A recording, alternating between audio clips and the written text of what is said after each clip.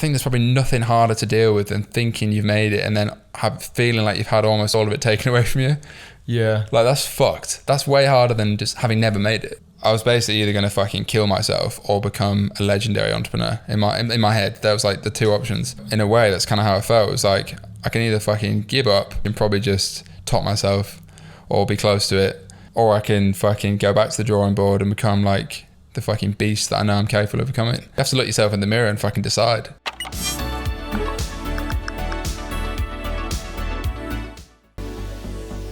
Right then, fellas, another sponsor for the pod is probably something you're very familiar with. If you're in the e-commerce space, it's certainly something I am. It's Waveflyer. Cash flow is the biggest killer of any fast-growing e-com brand, as I, probably more than most, know very fucking well. Go and watch episode 1 if you haven't already. Waveflyer is an e-commerce funding partner. Essentially, they can front you the cash for a month or so worth of sales. You need a minimum of 6 months sales, a minimum of 20 grand a month, I believe, right now. If you've got a brand that you're super, super passionate about, you want to scale it quick, but cash is a problem, to invest in inventory, mainly marketing, overheads, team costs, whatever it is, you can get funded in as little as 2 to 3 days. It's literally that quick. No bullshit bank loans, no personal guarantees. I've worked with them personally in the past, took a 6-figure sum off them. Plenty of guys I know in my network and people that have been on the pod and run massively successful brands have also used them as a funding partner, because everyone knows at scale, cash flow is the biggest killer, even if you are profitable. If you think this could be a fit, potentially you could be a fit for them, then go click the link below, speak to the guys at Waveflyer. It's a referral link, so we get a little fee, you save a little bit as well. Support the pod, support your business. Cash is king, especially in this market. Let's fucking go. Welcome back to everyone's favourite podcast. It's the Midnight Pod with the brunette, shorter version of Matt Kelly today. Something like that. I'm Lucas. Run a couple of agencies, one a TikTok First and another is a creative agency, and recently also ventured into the world of e-com and acquired a part of an e-com brand. So I'm spoken to Matt and we said that I would take over today to interview him, because I know a lot of people people are wondering what the fuck's going on. Yeah, I'm sat in this weird. seat for the first time in 41 episodes, wherever it is. He's in the hot seat. But yeah, welcoming the problem child, yeah, exactly. The CEO of Space Goods, Matt. Welcome. CEO, fucking hell. I think that is, I fucking hate when people say like one-man team. Founder. Yeah, founder. Yeah, I suppose, geez, I'm going to probably fucking find it hard to be a guest on this. I guess I wanted to do, I've had a few people message me, like particularly over the past few months, saying, when are you going to do a full in-depth episode? I know I did sort of an episode in that respect on the 44 pod with Franco and those guys. But yeah, that was like pre-Space Goods. I don't think we covered everything. And I just feel like it'd be useful. Maybe it sounds like the fucking most arrogant, egotistical thing in the world, but that's not the intention. I guess it would just be useful, I think, to put a fucking, like a solid episode out. Almost just for me more than anything, so I can look back in years to come, which is ultimately what all this shit's about, really. We're saying it's like therapy as well, and you know, I think there's a lot of shit about you online, not bad shit, but there's like stuff about you in different areas, and it's kind of piecing all that together, and then like bringing some deeper questions to you that maybe you wouldn't have been asked before in other pods. Yeah, exactly, because I probably find myself trying to speak about certain things in certain episodes, but then obviously when I'm the host, it's not all about me. It's never been about me. But I chime into a lot of stuff. Yeah. And yeah, a few people messaged me. I just thought, fuck it, let's just do an episode, I guess, about me. We'll probably get you on the fucking pod next as well, Nick, because I'm running out, I guess. Running out, I guess, exactly. I've just hired part-time booking assistant. She's probably watching. She's doing a great job. But yeah, like, fucking rinsed my network so much, so I guess this is probably the definition of that, me coming on my own pod as a guest, but that's not why. I suppose it's just a piece of shit together. But yeah, Lucas has got a pod that he launched recently, so I guess a bit of cross-pollination. He can fucking practice as well. If this ain't a cracking episode, it fucking better be. Yeah, fucking spotlight's on you, but I better do a good job as the Matt for the day. It's actually better for my neck sitting here, you know.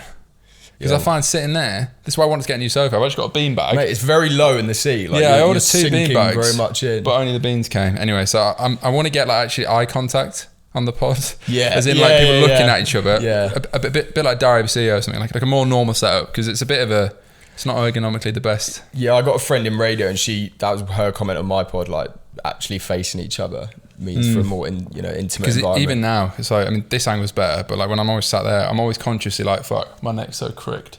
Yeah. But anyway. let's fucking get into it then. So I think we'll follow a similar format to usual. So I think let's go back to the start. Like, what were you like growing up as a child? What did your childhood look like? Yeah, fuck. So I guess if that's the question I was asking it, like, what the fuck do you do? Well, I guess, yeah, anyone that doesn't know me, I'm a fucking e-com entrepreneur, been in the game a while. I think my story is probably quite unique. Certainly I think pretty interesting because of probably like the amount of shit I've done and just like stories, and certainly the ups and downs, which I think no one fucking speaks about, which is like the whole premise of this pod. At least initially it was. Fuck yeah, going back to the start, I suppose I'm from York. I grew up in the north. Non-identical twin brother, pretty standard like middle class family. Mum was a nurse, fucking dad was an architect, does something in management, a building company now. He'll probably hate me for saying that. Yeah, went to fucking state school. Like, I guess proudly went to a state school. I've always been a bit of a cunt, being like, have a chip on my shoulder for like people that come from money and shit, because that definitely wasn't me. Yeah, pretty standard fucking school upbringing. I guess skipping past to about the age of like 12, I became obsessed with rowing. That was like the first thing that I was ever really good at, but I was good at it because I fucking got obsessed with it and enjoyed it. And then between like the age of like 12 and 18, I was like obsessed with rowing. Then I got into like a phase of probably started being interested in entrepreneurship, broadly speaking. Probably always knew. I actually think I knew when I was like 10 years old that I was going to be an entrepreneur. Probably didn't even know what the word was. Was there like that moment, because there's the cliche thing that every entrepreneur seems to have where they, you know, they did that thing like fucking selling shells on the beach or selling sweets in school. Did you have any of those like glimmers? A little bit. It's definitely not like the fucking selling trash bags door to door like story, but that's kind of what I was going to say. So like, I was obsessed with rowing, then kind of fell out of love with that. Like on the side when I was like 16, 17, like I got like perfect A stars, like straight A stars, perfect GCSEs, like A stars and everything. But then I got into A levels. I mean, GCSEs aren't hard, but like I guess I was good at a lot of stuff at school, like academically. And then I got to A levels, started being a bit like lost. Like what the fuck do I actually want to do? So I ended up getting B's in my A levels when I should have got A stars. It's not that deep now, but that meant that I couldn't, because a bit of me wanted to try and go to like Oxford, do the boat race. That was like, because I was really into rowing. But then that didn't happen because basically I fucked up my A levels, and then I went to Northumbria Uni. But just tracking back, I mean, Northumbria was shit, but we'll get onto that. Tracking back a little bit, so started getting interested in kind of online stuff broadly. Like I was always interested in like logos and shit. Started a bit of eBay, like Amazon arbitrage when I was maybe like 16, 17. That's probably like the first ever online thing I did. I think I bought some fucking course on like affiliate marketing, which I didn't know what the fuck I was doing. It's just like kind of dabbling a little bit. Probably, I don't know if I was like, I didn't really have any, it was more the fact that I didn't want to be like everyone else just by default. I wasn't really sure how or why, but I just always remember feeling like I don't want to be like everyone else. Where do you think that came from? Probably comparison with my brother. Because non-identical twins, we're twin brothers, but we're nothing alike. We don't look anything alike. We're very, very different characters.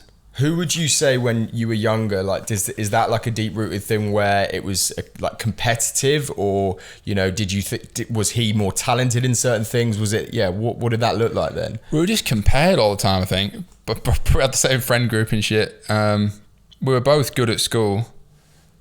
He also rowed. I was better at rowing, and he would agree. That's a fucking fact. I was just faster. I won more shit. We both actually played in a band as well. So I did a lot of shit when I was younger. Like I was playing guitar as well alongside all this, like in a band while I was rowing, while I was at school. And then, I suppose, we probably, maybe this is like a fucking therapy session. Maybe that's why I felt like I wanted to be like different and just do different shit, and like started being like rebellious in my mind, at least when I was in like A-levels, saying like I don't want to go to uni, but I ended up fucking going to uni because I didn't know what else to do, basically. And as most people do. Yeah, and at that point I was still dabbling around in like, actually was I? Maybe it was when I was 19. Yeah, so I dabbled around in a few like things online. It certainly wasn't like the 16-year-olds fucking printing money, dropshipping or anything. Went to uni to study, ironically, entrepreneurial business management. I'll try and bring the story up a little bit because it gets a bit more interesting after this point. Studied entrepreneurial business management at Northumbria, and I was like, fuck this. I didn't want to be there, by the way. Like I knew I would leave before I even started, but it was just like, best of a normally shit situation. It wasn't a shit situation, but best of a standard situation. I wasn't going to Oxford to do the fucking boat race. didn't have £1 million business yet, like fucking no one does when they're 18. So went to Northumbria to do entrepreneurial business management, a bit of a scam of a course, to be honest, in hindsight. Stayed for 6 weeks because I decided it was a fucking scam of a course. Not run by anyone that had ever run honestly, a business. I mean, like I think it's still going, but it was just a weird one. But I thought, you know, being naive, that would be, because I was like, fuck it, I'll go to uni, but I'm not doing like history. I'll do something that might be interesting and like a bit different. Then dropped out of that, came down to fucking London to do a placement, because I managed to swindle one through like a family friend, which probably everyone's going to comment, you fucking silver spoon cunt, and it wasn't that, but that's just what happened. Working, because I decided I was going to drop out of uni, maybe go back, whatever. So I came down to like December 2014, did a 6-month placement in M&A, mergers and acquisitions, in Mayfair, of all places, fucking wearing a suit. I was staying in my uncle's house, like an hour and a half fucking train ride out of London, and getting paid like £300 a month. But it was just like, fucking like looking back, I don't even really remember a lot of that time, but definitely taught me a lot. And that actually was the first time. So basically it was a boutique M&A firm. So Nick, actually, who came on the pod, it's his firm. So that's how we originally met, like 7 years ago, whatever it was. So Morphose it's called. And yeah, they're a boutique M&A firm. So basically buying and selling businesses from fucking entrepreneurs, like in sort of mid-market level, like 10 to 30 million pound revenue businesses in the facilities management space. It wasn't like e-com or anything. I wasn't fucking interested in facilities management. These are like cleaning businesses and shit. But I remember distinctly meeting the founders of some of these businesses. So I would just basically shadow people, just go to meetings and fucking make tea. But I was wearing a suit every day in Mayfair and was like, fucking hell, this is quite cool compared to what I was doing. So I was like chucked in the deep end, definitely faking it till you make it sort of thing. But yeah, I actually remember people laughing and saying like, fucking hell, you're 19, like what are you doing here? But I would just get on with it. Didn't have any facial hair or anything at the time. So definitely looked fucking young. But I remember meeting these founders of these businesses. One was actually a fire security business called CFS. The two founders, Gary and Steve Quirk, who were two Brummie lads. I think they would have been about 50 at the time, running this £50 million a year business and telling me about like the fucking cars they got. Because I was massively into cars. And I would go around Mayfair on my lunch break fucking. And you can go scroll down on my Instagram, just 2014, and you can see these pictures. Like I go around taking pictures of fucking Lamborghinis and shit, which are obviously all like, just 10 a penny around here, around Mayfair and shit. And that was the first time I'd seen any of that in real life. I was like, wait a minute, like you don't have to be a footballer or a celebrity to potentially get really rich. Yeah, that was the first thing that clicked. Quick one, fellas. You probably heard a few months ago I dropped an ecom course, a very fucking guru of me, but it's not that. I promise you, 0 to 1, how to start a brand from scratch with no budget, some budget, a bit of budget. Take your idea from a bedroom to reality to potentially 7-8 figures in sales, like I've done a few times, based on my 7 years of experience in the trenches and my current experience building my current brand, Space Goods. It's no bullshit, no frills. We've had like 75 people go through so far. Not a single person has asked for a refund. Plenty of people have actually built some seriously impressive shit. Covers every aspect of the business. Not just the front end stuff like most gurus on YouTube and Twitter are talking about, not just product, market and all that shit, but the real shit, the logistics, the back end, the supply chain, the customer service, the finances as well. This covers the whole spectrum, every part, 12 hours of video. If you're interested in scaling a brand 0 to 1, actually turning your idea finally into a reality, then click the link below, go check out Learn Real Commerce course and let me know what you think. I'd be glad to have you in there. Let's fucking go. It's interesting because like you say, you've come from probably, like you said, somewhere like York, I'm guessing quite a closed off bubble. Just, yeah, a nice place, just like standard fucking small town ultimately. Small city, big town, I suppose. Yeah, so that obviously gave you those kind of flash glimmers of what you could potentially make, and that, you know, like you say, you don't have to be necessarily a footballer or whatever to be able to get there. What then was it, you know, was it the corporate aspect you didn't like? What was it that fucking drove you away from doing that? Yeah, so the pro of that experience was, it genuinely is looking back, and it's always funny when you look back, you don't know what you didn't know at the time until you look back and actually deeply think about it, which is what I'm doing now. The pro of that was, it exposed me to, oh wait, like you can actually like do cool shit and have freedom and make money, which is what I wanted, and like fucking stars in my eyes sort of shit. Like, wow, like these guys have got Lamborghinis, like he's driving a Rolls Royce. Like that's probably all I cared about, like fucking cars. I was like every kid. Yeah. So that was the pro I took from it. But the downside was like, well, fuck, I do not want to be wearing a suit every day, working, you know, ultimately in a corporate job, advising these people. I want to fucking have my own business. But I don't want to have a facilities management business doing cleaning, although they're fucking very lucrative, probably even more so now because arguably less new businesses going into that space. But then I was like, fuck, okay. I went back to uni. So this was like end of 2014. I'd just broken up with my girlfriend from school. It was my first girlfriend. First heartbreak, probably. I don't know if she watches any of this shit. She still follows me on Instagram. I don't follow her. It's like a follow back. It's kind of deep. That is deep. But I haven't seen her for like 7 years. I went back to uni at this point, I was like, fuck doing business again. Because I was like, well, I don't know what's next. So I'll go back to uni with that little piece of like that seed planted. And then I went back to do graphic design. I think it was something like that, which was like better. This was like first year again for me. I remember just thinking this is better. Like I enjoy like the design aspects, whatever. But I remember distinctly like people talking about like salary potential in jobs and shit. And I just remember always being like, fuck that. I'm just going to do something bigger. I just don't know what it is yet. And then during that year, would it have been during that year? Yeah. So during that year, I started a clothing brand called Gentry Club, which this is like my first ever e-commerce thing, which was literally the shittiest t-shirt brand ever. Like I bought like white t-shirts and fucking printed a logo on them. But it was a logo I designed, I think, while I was in uni or something. That wasn't the one with Ollie? No, that was later on. So right, come on to that. Okay. Come on to that. That was actually pretty good. So this would have been 2015, start of 2015, my first ever Shopify store. Worked all summer, so like skipping on a little bit. Worked all summer in Waitrose and John Lewis actually in 2015. Shitty summer job. Fucking didn't have any money. Spent literally all my money from that entire summer buying stock and then sold like £200 worth. It was so shit that like kids from school in like the year below would fucking make like Facebook groups to talk about how shit it was. It was like pure bullying, but they're forgiven now because a few of them started buying from other brands later on. So that was kind of funny. But always the way it works. Yeah, anyway, it's just like classic. Didn't know what the fuck I was doing like at all. Ended up packing that in, like just, I did quite a few different things, like it just didn't work basically, didn't know what I was doing, wasn't running paid ads, any of that shit. Maybe coming on about a few months, so like I started rowing at uni again in like 2016, so I started this leggings brand called Wavy Leggings, so this was like print on demand, colourful leggings for rowing. Slightly better this time, so like 6 months later maybe, I was in second year uni, still doing the same course. This sold like 10 grand's worth of shit just from like Instagram organic, and I was like, wait a minute. Well, it was print on demand, right? So it had no margin. That was the problem. But I was selling shit, so I was like, all right, this fucking ecom thing isn't a scam. It works. I was still doing a bit of digging online. Probably wasn't fully obsessed with ecom at this point. This was like still, I don't really remember that period of my life, to be honest. Probably just being a degenerate at uni to an extent, trying to figure out what the fuck I wanted to do. And then, yeah, I changed course to advertising. So I changed again. I didn't know what the fuck I was doing. I was like, Jesus Christ, I'm not enjoying this. In second year of uni now, living in like this house, I was living with like 5 girls and 4 boys. No, 5 girls and 3 other guys. So it was 5 girls, 4 boys, 9-bed house in Jesmond in Newcastle. It's fucking legendary, to be fair. I was working in this burger bar called the Fat Hippo, literally over the road from my house.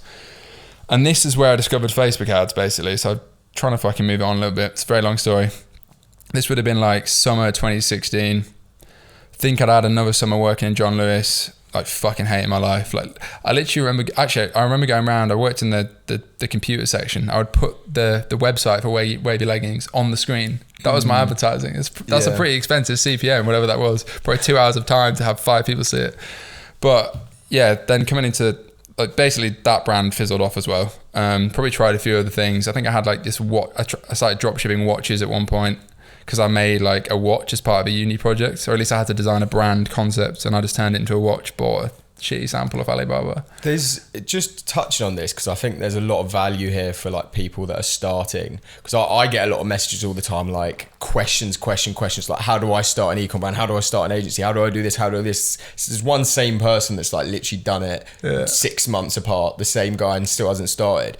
Like one thing's obvious there is that you fucking just tried shit and just saw what clicked, and just that's how you started learning. What advice do you have there for like people who are they want to get into entrepreneurship or fucking starting a business, but they don't know what their thing is, and they don't know how to start? Because I think a lot of people's biggest hurdle is that they don't start. Yeah, honestly, like doing this sort of podcast, this one specifically, because I'm fucking literally ramming my brain thinking about the timeline. Like, the first thing to know is I've been doing this a long time, and I'm still fucking figuring it out, which I've been very public about. But I think I'm pretty good at it now, because I've been fucking doing it a long time. But obviously before you see any success, which again I've spoken about in like Q&As and shit, it ultimately comes down to this, because if you haven't seen something work, there's almost no logic in keeping at it really, like technically. But obviously the fucking logic for me was, I know I'm not going to get a normal job, so it's I figure something out or I'll fucking die trying. Like, it was literally that much conviction. Like, I honestly think that's a genetic thing. I don't think you can really buy that. So you don't think you can, in terms of like entrepreneurship, I still know people from 7 years ago that haven't started. And they've been saying for fucking 7 years they're going to start something. So you're not going to start something genetic, like you can't make, maybe, you can't become. Maybe it's not genetic, but like, I think it's a combination probably of genetics and, I don't know, fucking life experience, trauma in some way or whatever, I don't know. It's something that I just think you either fucking have it or you don't, in terms of just starting and doing rather than just talking. I think as well, like just like looking at first what your actual fucking passions are. Yeah. Because if you do something that you genuinely love, forget like monetary value aside, if you do something you genuinely love or, you know, you're passionate about, you know, if that then you can monetize that down the line, it's more likely you're going to win at that compared to the guy doing it that doesn't love it. That's the most true thing ever. And again, I'm repeating shit I've said in previous pods, but now it's trendy to start a business, and specifically an online business, and probably more specifically an agency or a D2C brand, in my case a brand. But like, I was fucking, this wasn't cool then. No one was talking about Shopify in 2015. Yeah. Like, no one. I didn't know a single person that was even entrepreneurial, let alone doing online shit. So I just joined Facebook groups, and for me it was like designing logos. That was the first thing. That was the foot into the fucking wonderful world of figuring the fuck out. And then I was like, well, I need to monetize my design skills, and that's why I started a shitty t-shirt brand, and then that led on to the next thing and the next thing and the next thing. You get into a fucking rabbit hole, and eventually like you come up with something, but it's a very slow process. It was probably slower for me than a lot of other people. I've said this before, like I was doing shit for like 3 years before I ever even made any money. Yet there's fucking doms that are 18 on Twitter now talking about how they're so sad they're not a millionaire yet. It's the classic thing, like when people see you fucking blow up and are successful, they just think instantly that you've just done that overnight, and they don't actually see like what's gone on behind closed doors that you don't document about. But like you say on that thing about how it's cool now, it's so true. And like any fucking don can just put in their bio entrepreneur, like £12 HMRC, set that up. Like you can't put professional footballer in your bio because you fucking play football in the park. Yeah. So, that's very true. It's like that's a weird space now. Yeah. So back on track. Yeah, I think the answer to that question is, firstly, recognize that it fucking takes ages. And if it's not a genuine interest anyway, which for most people, by the way, probably isn't. Otherwise, they would have done something by now, like by default. I think just fucking start, like just start. And like, again, this is the most common question I get is, how do you meet people? People have this strange idea. I grew up with like 5 prodigy entrepreneurs that I now hang around with loads. I didn't fucking know anyone that was remotely entrepreneurial in York or Newcastle. Yeah. I literally fucking bought a one-way ticket to Singapore like 3 years later to meet people at an event. And it was a shit event in hindsight, but I met people. So anyway, that's kind of the point on that. But coming back to the timeline, where was I? So yeah, it gets to like 2016, and I'll try and speed it on. It's a long story. And I was like fully checked out of uni at this point. I don't even think I was going. So it was like kind of do or die time. This one I discovered Facebook ads from a Facebook group. I think it was Murray Edwards, like 7-figure heroes or some bullshit. I don't know what that guy's doing now. But I started drop shipping jeans because I didn't have any fucking money. I was like, I'd seen drop shipping online. I was like, wait a minute, I could test stuff here. Like, this might work. I've got no money, tiny bit of experience now. So made this website selling ripped jeans. This is when like Geordie Shore was popping, like 2016. I was in Newcastle as well, so I see it everywhere. And then that started working basically. I think the website was called Loose Garms or something. And this is what ended up developing to become Dusk NCL, the brand that I had with Ollie. So I was doing probably like, I don't know, 20 grand a month online. I was like, fucking wait a minute. Like I'm making more money here than I would from a grad job in like profit. And then what, very like, quickly, net were you at around that point then? Probably like 2 grand. I had no idea. Like the point was I was selling shit online and it was working, getting like £2 CPPs and shit. It was fucking mad. And then long story short, Ollie ends up getting involved. We were like, fuck it. It actually became, so I went from being a dropshipping brand for about 5 months maybe to a legitimate brand. I was working with James and James Fulfillment, who I work with now, by the way, accidental plug. We fucking bought stock and shit. It was a legitimate fashion brand. Like, we had Luke Hemmings from 5 Seconds of Summer wearing that Sherpa jacket. So we did the Sherpa jacket, and we also had an office, a Regis office that was like £300 a month. There's a picture. If you again scroll down my Instagram, fucking did like 2017. There's an office with a logo and a picture of Elon Musk on the wall, and this is like 5 years ago now, which is very nostalgic. It's not even that long ago. It's not that long ago, but it feels like it's a long time in the game. Like, imagine, I always think if I'd stuck with that brand. Woulda, coulda, shoulda, didn't. But like, what could that be now? But that wasn't my path. And I think now probably for good reason. But like, I was never really passionate about fashion. It was just fucking working. So that brand ended up doing probably 150, 200 grand in revenue over like a few months. And that's when Ollie then had joined you by this point. Yeah, so Ollie had joined. Yeah. And then I think it only ran for like 4 or 5 months after that point. And then, I don't know what it was. It was a combination of things. Ollie was just too busy like being a fucking degenerate at uni, like the year below me. I'd already checked out mentally of uni. I think I'd already dropped out at this point without telling my parents. And also we got sued. I remember we didn't have the trademark, and it's called Dusk. And I don't remember the exact specifics, but they basically said you can't keep selling with this name. All the stock had the fucking brand name on, couldn't sell it. I think we sold it out with like a sale just to get rid of the stock, and fucking basically like parted ways with like no money. So like, it was just a learning experience. Yeah. So we just got fucked. You can't beat those experiences though. Yeah, 100%. So that happened. And then this would bring us to like mid 2017. And this is where I was like, well, fuck it. I'm fully left out of uni now. I don't actually remember like what the exact specific situation was, but I went traveling in Europe by myself, literally by myself, to like Germany, fucking Spain, Italy, a few other places. Cause I was just like, I just need to fucking be exposed to some shit that isn't my parents' living room. And I was like, fuck this. So I started going traveling by myself. My old YouTube channel has all these vlogs on, by the way, like 150 videos from this period. Is that still live? Yeah, still live, a lot of it. It's actually quite nostalgic looking back. Did that for a while. I started like a bunch of dropshipping stores at this point, because I'd like started to work out Facebook ads from the clothing brand. So I went back to dropshipping, which is kind of ironic. So I was kind of branding before I actually scaled dropshipping. But I was just like, I don't really have any money. I don't really know what I want to do next. I don't really want to do a fashion brand again. So let's just fucking do dropshipping. I think I set up a leggings store again. I remember this because I was like, well, I did the leggings before, but now I figured out Facebook ads. So was running that. I don't remember the sort of scale I was doing. Maybe it was like 30 grand a month revenue, making a few grand profit. Like, it was fine. I was in Ibiza in a hostel, fucking loving life. I actually slept on a roof one night, I remember, because I couldn't fucking afford to pay for the next night or some bullshit. Cash flow issues. But then, I guess, yeah, pretty much full-time traveled. Then went to Singapore in 2017. This is like what properly kicked on like my, I guess, development, like networking and shit. Went to an event called the E-commerce World Summit, which is literally what it's called. With like, it was literally hosted by a bunch of like black hat scam artists looking back. But I met a guy called Jordan there who's doing like $1 million a month drop shipping. He was like 18 at the time. He's now one of my best mates. He runs a brand called Gleamin. I've mentioned him a few times. And a bunch of other guys. And like, it was a knock-on effect. And I was like, fuck, there's other people that are like me. Yeah, mate. Honestly, just on that, like, I think that's such a great point. Like the butterfly effect, I'm such a believer in it. Like just doing shit because it could just, alter the path of the rest of your life in terms of like who 100%. You meet, this happens, that happens. And I think like one trend that I'm just seeing here is that like you just put yourself in uncomfortable situations. And I think like being comfortable is fucking dangerous.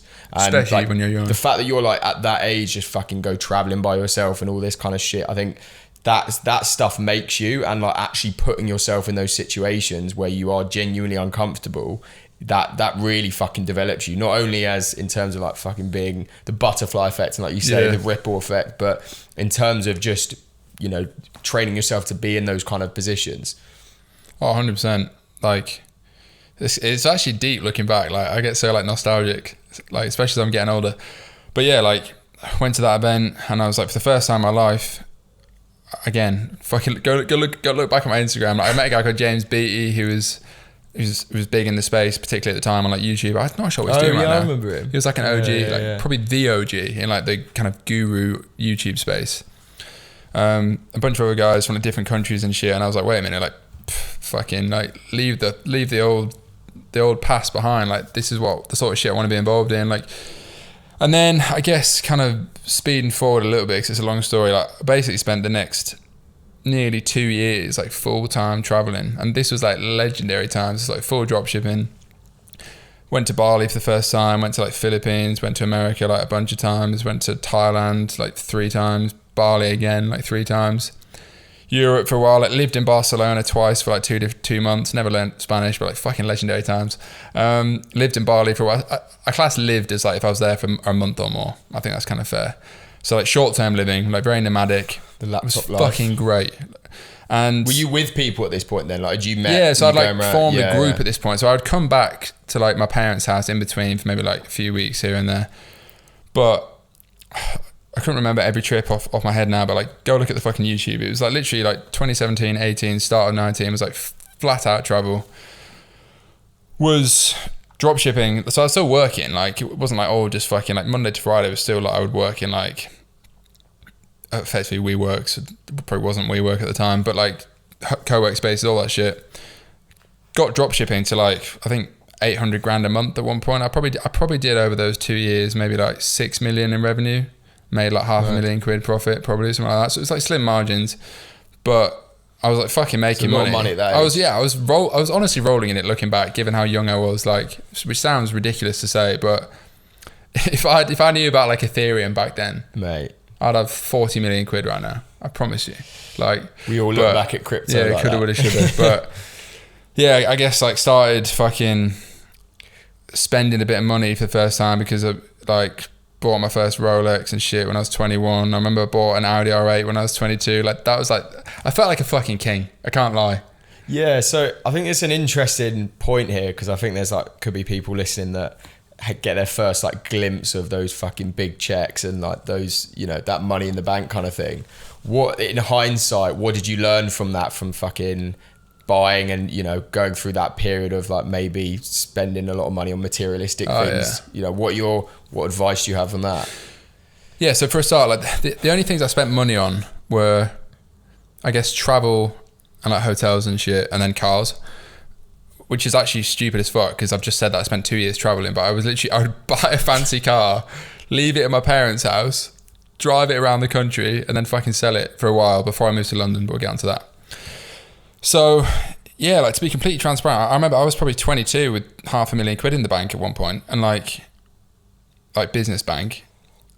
And you actually think about that, that's fucking mental. Yeah, that is mental. I didn't even realise how and granted there's probably fucking 18-year-olds watching that. But how did that dick like swinging contests, their TikTok dropshippers or whatever. But for me, like, I thought I'd fucking made it, to be honest. And it was definitely, I was doing cool shit and I'd grafted for many years to get to that point. But it was an unheard of level of freedom, really. Like, it was a pretty fucking sick life. Like, I was staying in like 5-star hotels on points, traveling like first class flights. I was full-time traveling with the boys, living in Bali, fucking meeting girls, meeting new mates and shit. It was a great time. what did that do like to your ego? It's a deep question, but Probably thought I was invincible to an extent. I mean, that got even worse later on. Not worse, but more pronounced later on, which we'll probably get onto briefly. But yeah, I remember that period. Definitely. I don't regret any of that. Like, people say, oh, do you wish you'd fucking invested a lot of money instead of buying cars and shit? Absolutely not. yeah, no, Because I agree. You some need of to the get that shit stories out of I your have, system. like some of the stories I have, I honestly think I've got more stories. And it's a bit bold claim, but like, I can't think of anyone that's my age that's seen as much shit as I have. And just from like, I don't mean that in an arrogant way, but I just mean like, I created like, I wanted to fucking see the world and do cool shit, and I did all that. And not all of it, you know, there's still fucking places I want to go and shit, but certainly like at a young age, it was a pretty mad lifestyle, and I probably didn't even realise how unusual that was, because all my mates were doing it, Yeah, and it became normal. it's a bubble, isn't it? Very much, yeah. So that period went on. I ultimately ended up moving to London in like April 2019, which is kind of like the next chapter in my head. And at that point, like, and this is probably a point worth making, like drop shipping was becoming harder and harder and harder, probably similar to what I predict will happen with like TikTok organic drop shippers, a lot of which probably There's probably always that watch thing, this. isn't there? Like, Facebook feedback score came out overnight. Like, it was harder to run ads, and I saw this coming for a few months, and I was like, right, we need to go back to building a brand, building something that's like more legitimate. Not that dropshipping wasn't legitimate, but ultimately you're shipping a shitty product from China. Like, some people are happy, most people probably think it's all right, and just, you know, don't want a refund. Like, that's what dropshipping is. I've just been real. Like, it's not the same as building a brand. So then I was like, fuck it, I've got a load of money, a bit of experience, and I want to build a brand again. So moved to London, because also at this point I was a bit sick of traveling. I was like, it's a classic case of the grass is greener. Like, if you do something for 2 years, it gets a bit old. And I was like, I want to have more of an established base, still travel now and then. That's when I met Fred from Sanucci, who fucking everyone wants to get on the pod, happening soon. Moved into a place in Kensington with him and another guy, and basically like built this hustle house setup. I was a bit more like, fuck, I want to focus on work rather than just like enjoy myself a bit less, but fucking focus on building the next thing. Built Midnight City at this point. Over like the next year, got it to like £1 million in the first year. Great. That was like, almost felt easy because I'd done it before. And I think probably even building a brand was actually easier 3 years ago than it is now, because ads were still a lot cheaper, a lot less competition, certainly in jewelry. I mean, I guess everyone kind of knows this part of the story. 2020, fucking launched Neon Beach at the start of that. 2020 was a mad year. Just on that, because I think the one like gap there from my knowledge. Such a long timeline in my head. It's a 7-year story. Like you just flew over Midnight City there, which is obviously fucking very successful jewelry brand. Like you said, it kind of came before that whole like era of you know, those kind of jewelry products that were coming out and all that shit. But when obviously that you were killing it with that brand, so why did you then make the decision to start Neon Beach? Like what? Yeah, this is the thing. Like, I don't know many people that have like started brands in many different industries. I think that's probably like the fairly unique skill set I have, particularly with like having now doing it in a completely different one again. But like, maybe that's my downfall. I haven't focused on one thing. But yeah, so I wasn't passionate about jewelry. It was a fucking good business. At its peak, it was doing like 300 grand a month, making like 60 net profit a month. Like, fuck, it's a great business. Like, I wasn't really that focused on it. I was just bored, and I was like, I started Neon almost as like a bit of a joke, and then that scaled ridiculously quick, like more than anything I've ever heard of and have seen and probably ever will see. So then obviously 2020 was running both. Fucking scaled way too quick. Like 2020 was probably a gold mine for everyone in e-commerce to an extent, to be honest. But then it ended up being also the fucking straw that broke the camel's back for me, because all that scale meant there was other problems with supply chains and shit, which XYZ, that fucking story happened. But yeah, like mid 2020, I probably thought I was invincible, because I was like, fuck. Interesting. It's pretty unusual. Like I killed the dropshipping stuff, started a brand and killed it, at least relatively. I started another brand and had killed it again, and I was running 2. Like at one point the business was doing like 200 grand a month EBITDA, like at its peak, like on like 1.5 million revenues. It's a fucking big business. And yeah, I think in the first half of 2020, the business did like 600 grand in profit. And I'm there thinking like, fucking hell, I'm being a millionaire this year, like properly. So and like, yeah, that was the reality of the situation. So I went a bit silly with like, bought a fucking Ferrari and a Range Rover, living in this penthouse, which is over there, which is fucking sick, by the way. We had some legendary pies in there, like probably some of the biggest fucking scenes I've ever seen. Like no one does that shit, but we were doing it. So yeah, it was mad time. With that, everyone in the house scaling and shit. Like what with that situation then with like Neon Beach, because obviously very fucking unlucky, but like you said, there was a level of like feeling you were invincible. What do you think, you can hold yourself accountable for in that situation? I know it's like a bit of a deep question, but like you looking back now, obviously you were very unlucky in the situation, but if you felt like you were invincible, what do you think you maybe got carried away with or could have done differently, other than like scaling too quickly? Yeah, I mean, again, like the two brands are very different. Like there was never any problems with Midnight, so that was always a solid business and still is, and they're both still running, by the way, anyway. But I think probably because Neon scaled so quick, and I honestly thought I can make 100 million quid from this in the next like 3 years. Like that was my mind, because I thought, build this to be like the number one brand in that space and just fucking get an exit. Especially because like the conversations I was having, like I was speaking to, like I was in Universal fucking Music's offices like 1 month in, they wanted to do like a 1975 tour merch shit that never ended up happening because of COVID.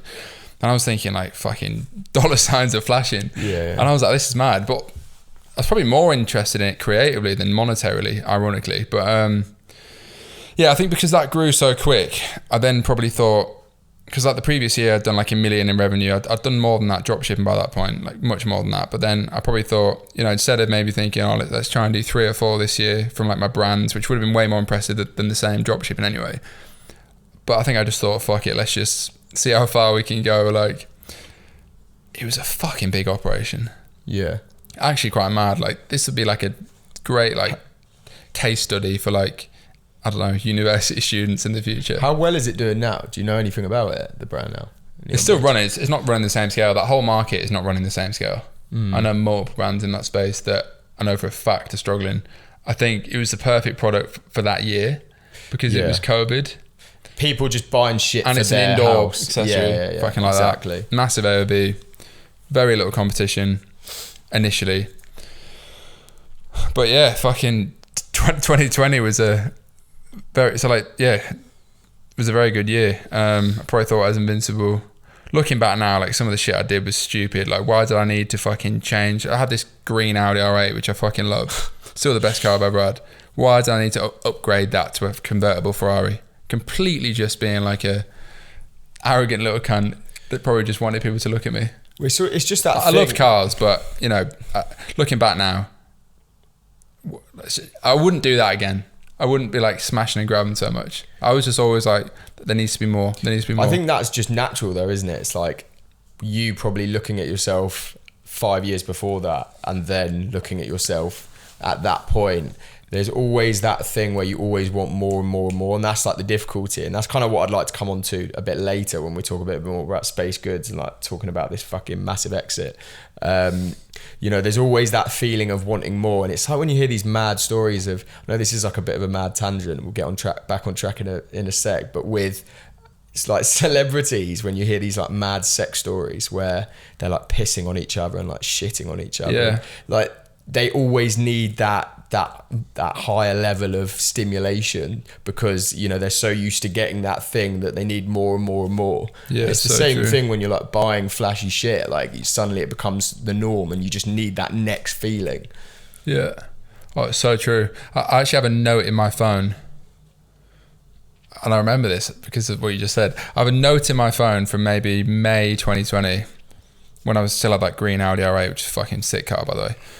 And I remember writing it, and I think I wrote something along the lines of, because the context was I'd gone out for a drive, which I used to do now and then, by myself or with mates or whatever, just to like drive my car in the sun. And I remember stopping and thinking, fuck, wait a minute, this brings me no pleasure anymore. I was kind of deep. I actually wrote a note in my phone. Yeah, I don't know exactly what it says. I'll try and find it after this or something. And it was like, you cannot, and it was something like material things can only bring you so much fulfillment. Yeah. And it will always end. The only true fulfillment is from living things. It was something like that. It was kind of deep. Basically, I was saying like, you just, it's empty, and the next level will only tickle that fancy for a while. I think that's why, and I was chatting to, I had on my podcast ex-CFO of Tesco, like fucking mad career, like W.H. Smith as well, and Thomas Cook and some huge fucking corporate companies. And he, like we were chatting like literally about that as well. And it's he was kind of saying and making this point of, you know, you always get that feeling through materialistic where you need more and more. So what's important is that you find your anchor point, like what genuinely you believe as a person. And then when you're going through your career and these things can take you off track, like fucking when you make a certain amount of money, your ego can go off piece slightly and it makes you do X, Y, and Z, like buy a certain car or do this, you know, it can change what you do. But if you have that anchor point and you know your purpose and you know what your meaning is, I know that's fucking deep shit, but then you can kind of re-anchor yourself back to that. And I think that's quite important. Yeah, exactly. And so true. And like, I see it so often. And like, again, I keep saying like kids on Twitter and shit, but like, that's where these people congregate, like younger people like in the e-com space or whatever. And I just see so much of myself in them. There'll be like a 19-year-old, is someone I'm thinking of right now, like a 19-year-old buying like a Cartier watch, like a diamond watch. And I'm thinking, you haven't been through it yet. So just fucking go through it, come out maybe when you're 24, 25 and realize that none of it matters. But I think you need to go, like you say, you look at that and you know that it's a mistake, but people need to go through that shit. Yeah. You saying that isn't going to change someone wanting 100%. that watch. It's just funny because like, yeah, funny how your perspective changes as you get older, and probably more than just get older, get more experienced, because it's time in the fucking game, I suppose, that teaches you shit, not necessarily just age. Right then, fellas, quick one. First official sponsor for the Midnight Pod, Triple Whale. If you want to track your ecom metrics properly, all your KPIs, all your dashboards, all your blended ROAS, all that good shit in an easy to understand dashboard, as well as proper post iOS 14 pixel tracking. Know your real numbers, because I didn't in the past and I got it very wrong. Know where to spend more money, know where to spend less money, all the shit that's going to drive your brand forward. It's what I use every day in my new brands, in the past brands. It's what all the guys on the pod running super successful businesses use as well, and it's what you should be using. triplewhale.com. Go click the link below, check it out, and use my link. Support the fucking pod. Let's go, boys. Yeah, I think on that point, it's interesting because it's almost, you could look at, you know, being devil's advocate, you could look at what's happening now with Space Goods and your vision for that. And, you know, I've heard you say a few times about you want this fucking mad 100 mil, 9-figure, £1 billion exit, which, you know, I'm sure you'll fucking do. But what difference is, you know, the materialistic goal of that to, you know, when you're slightly younger, the materialistic goal of getting, say, an R8? Like, what feeling is that going to give you different to, you know, what that gave you at a younger age, but just at a greater scale? Yeah, like, I mean, yeah, I say these things. I spoke about this in a previous pod that hasn't gone out yet. When you're younger, it starts with, like, I guess the more obvious and what seems in hindsight like stupid things, like literally a car, because that's the only, there's no reference point yet. Like, that's the thing you wanted when you were a kid. So you're like, fuck, I'll try and get that, and I need money to get that, basically. And then I guess it becomes more about freedom, and like, I just want to, you know, you need money for freedom, and that's kind of a focus point. But yeah, I suppose for like, and I still want to build like £1 billion business, even though I've been stressed just getting to like the 10 mil level. But it's not about like personal wealth as such. It's way more about just fucking impact and shit. Because I think that's what does and will fulfill me. I think it's doing it as well with a brand that has meaning to you and is solving a problem for you. Yeah. And can solve a problem for other people. Yeah, exactly. Like, the shit I'm working on now is way more, I think it's way more impactful. It's way more exciting than ultimately anything I did before. Yeah, fact. So, and I think it's important, like, it's a great point, because I've learned this from an ecom brand I started. Like, if you don't build something that isn't solving a problem for yourself, you know, when you come to that first hurdle and you're not ultimately passionate about it because you can't get behind it to the same level as if it's solving a problem for you and it's a product for you, then it's much harder to pass that next hurdle. Yeah, 100% agree. So, yeah, I guess we've kind of jumped into Space Goods. Did you want to? Yeah, let's go back a little bit then. Well, so if we're doing it chronologically, we don't have to do it chronologically, but I think let's go back. Let's just go back slightly then, because obviously we got to the point with Neon Beach, where it was all going well. Yeah, there's no point probably running over that whole story again, because I guess this kind of 2020 from that point, go and watch episode 1, I suppose. Yeah. But we can run over it, I mean, briefly, but just a quick synopsis of, like, for someone who maybe hasn't heard episode 1, just very, like, fucking 1 minute. Yeah, in 1 minute. So gets to like the end of 2020. So the business did like just shy of £10 million in revenue in 2020 from a fucking bedroom, which is, well, not a bedroom, a kitchen. But like, that's actually mad if you think about it. And there were 2 like brands that, I mean, granted, one of them was like semi-drop shipping, but whatever. Still pretty fucking big scale for like a 24-year-old in a kitchen. I didn't even think about that at the time. Didn't have any really advice around me, etc., etc., etc. First point is I'd structured both the brands under the same company, which was very expensive lesson number 1. So then I went to sell Midnight City, but long story short, I got greedy, didn't sell it, and then later on couldn't sell it because basically fucking had a supplier go bankrupt, had scaled way too hard. Q4 comes round, we've got an ITV campaign on primetime television, so like business was doing like 1.5 million a month in sales. Long story short, like 2 million quid's worth of orders basically disappear. I've already paid for them. The supplier's having problems. Everyone finds out that I'm the owner, the founder. So obviously all the buck is with the brand rather than the supplier, even though they'd been paid up front. Fucking long story. Bad decision. yeah, basically became fucking hell very quickly when 2 million quid's worth of orders go disappearing, especially at £300 AOV. So yeah, combined with the business being like financially fucked pretty quickly, I also got like social media fucked for about 6 months. So like pretty lethal combination. I don't personally know of any worse situation like entrepreneurially that I've ever heard of. I mean, I'm sure there are some, but certainly for like a 24-year-old guy at the time, like that really pushed me to the fucking edge. It's like a big contrast from like fucking, like you said, feeling like you're on top of the world. Oh, I felt like I didn't want to be in the world. Yeah. To then that. How did you deal with that like switch up? Because that's fucking... Didn't deal with it basically. I fucking hated my life for a long time and felt like fucking killing myself, to be honest. Like that is how bad it got. That's like fucked.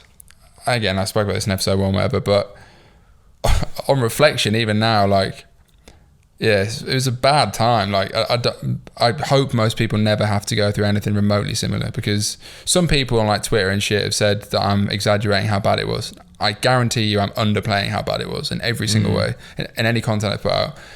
Because, like, yeah, I mean, obviously experiences are different for everyone, but yeah, it was fucking horrible, to be honest. One thing you didn't mention in episode 1 that I would it's a bit of a blur, to be fair, because I think it was that painful that my mind has almost tried to erase it.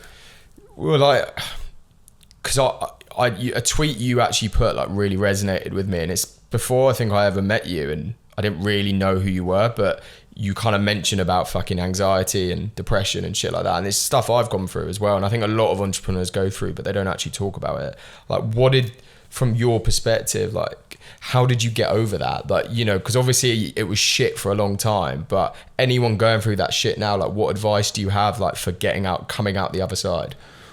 Well, this is going into a whole other thing, which can probably bring me on to like the new brand and shit. I spoke about this a bit in the episode with Iman, which is like the most viewed episode by fucking far. But yeah, so like, there's probably another opportunity to speak about.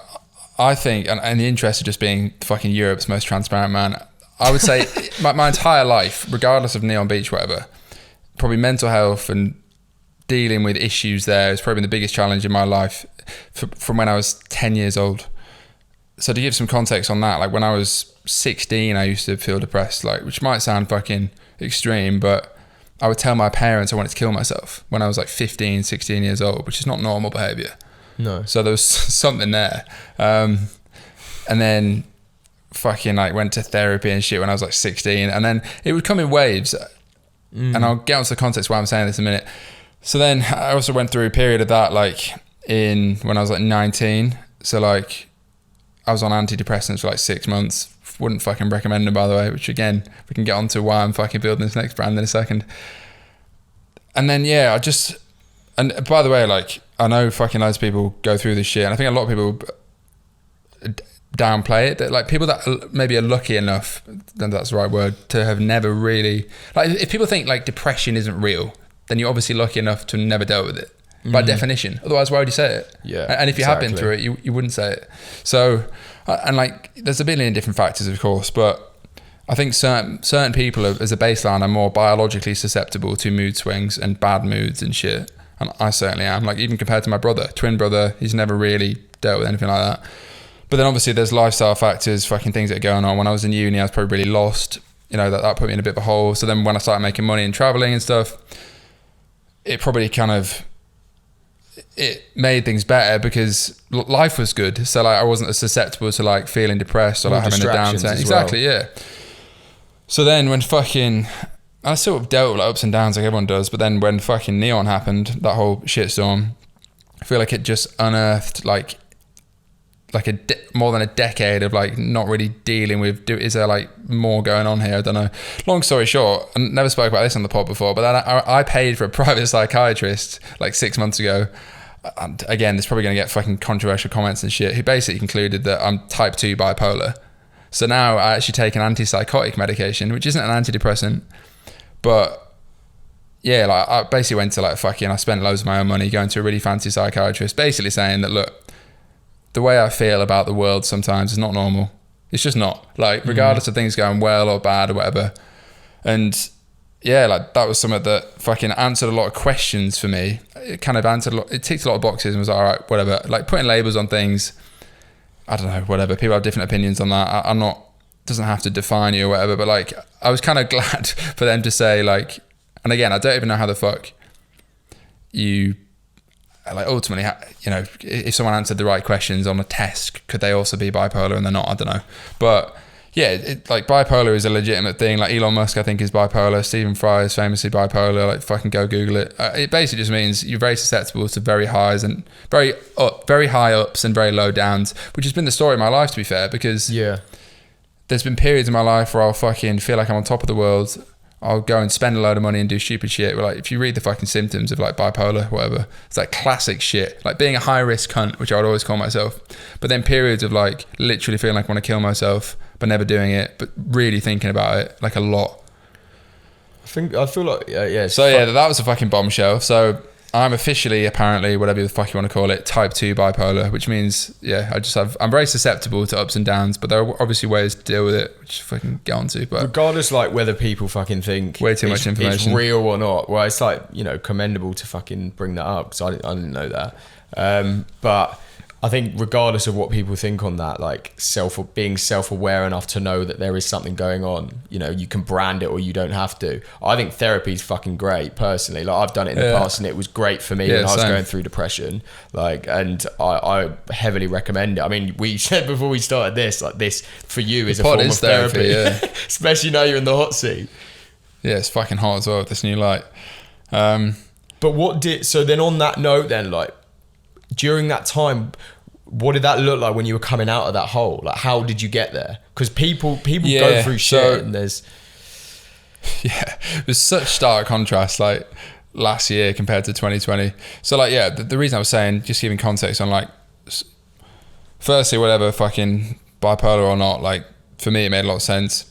But, I don't know, maybe it's helpful for me sharing that, I don't know, I'm fucking officially something wrong with me, like, aren't we all? But that ticks a lot of boxes for me. So like, some people are more susceptible to ups and downs, is what I'm saying. I'm definitely one of them. And entrepreneurship has probably partly caused that, but certainly accentuated it because of the high highs and low lows.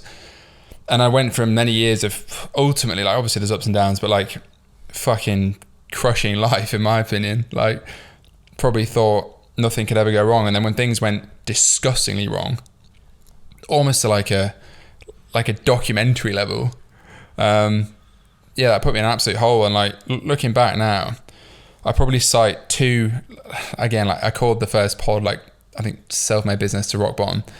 So like, I would cite there being like two key rock bottom moments last year, which are a bit different, and then I'll get on to how I fucking got out of them. But like, the first one was when the business went to shit and I knew that I was fucking gonna have to basically disarm ownership of it to fucking put everything right and lose a business I'd built for fucking ages, or I thought was going to make, you know, fucking millions and millions from. That was in like March 2021. Then after that, kind of the dust settled, like solved that problem, worked with the guys that bought me out for a while. And that was kind of a weird stage in my life as well, because it's a bit like, I don't want to be doing this, but I'm doing this for now because I have to. So that was pretty tough. The probably more like deep rock bottom point was actually just after I started the pod in like probably October of last year, because I'd officially decided I wasn't going to keep working with them. I'd sold the remainder of my shares, got a decent bit of cash out, to be fair. It wasn't like, can't fucking cry about it, but I mean, compared to what I thought I was going to make, I can cry about it, but it was the best of a shit situation. And that was when I spoke about, I could have stayed, got a big salary, gone work with these guys, whatever, to like probably 99.9% of society. That would be the fucking dream at 25. But I was like, fuck that. I'd rather lock myself in a room again and figure out what's next, which is kind of what happened. And then, yeah, so at that point, and there's a video on my phone, by the way, which I'm planning on releasing when it's a year from that day, because it was a video of me just speaking to camera. I think like October, maybe mid-October, late October 2021. So I'd just broken up with the girlfriend, which again, I'm not going to speak about, but everyone fucking knows about. That just happened. I was in this flat alone, and I was like, what the fuck am I doing next? Like, I've got a load of experience. To be fair, like the thing I had most of, and I still had money. I didn't have fucking millions and millions, but I had a lot of experience and a lot of connections. Can't put a price on you experience. can't put a price on that, on either of those things. Like, they're fucking invaluable. Like, I couldn't trade those for 20 million quid. Like, they're way more valuable in my opinion.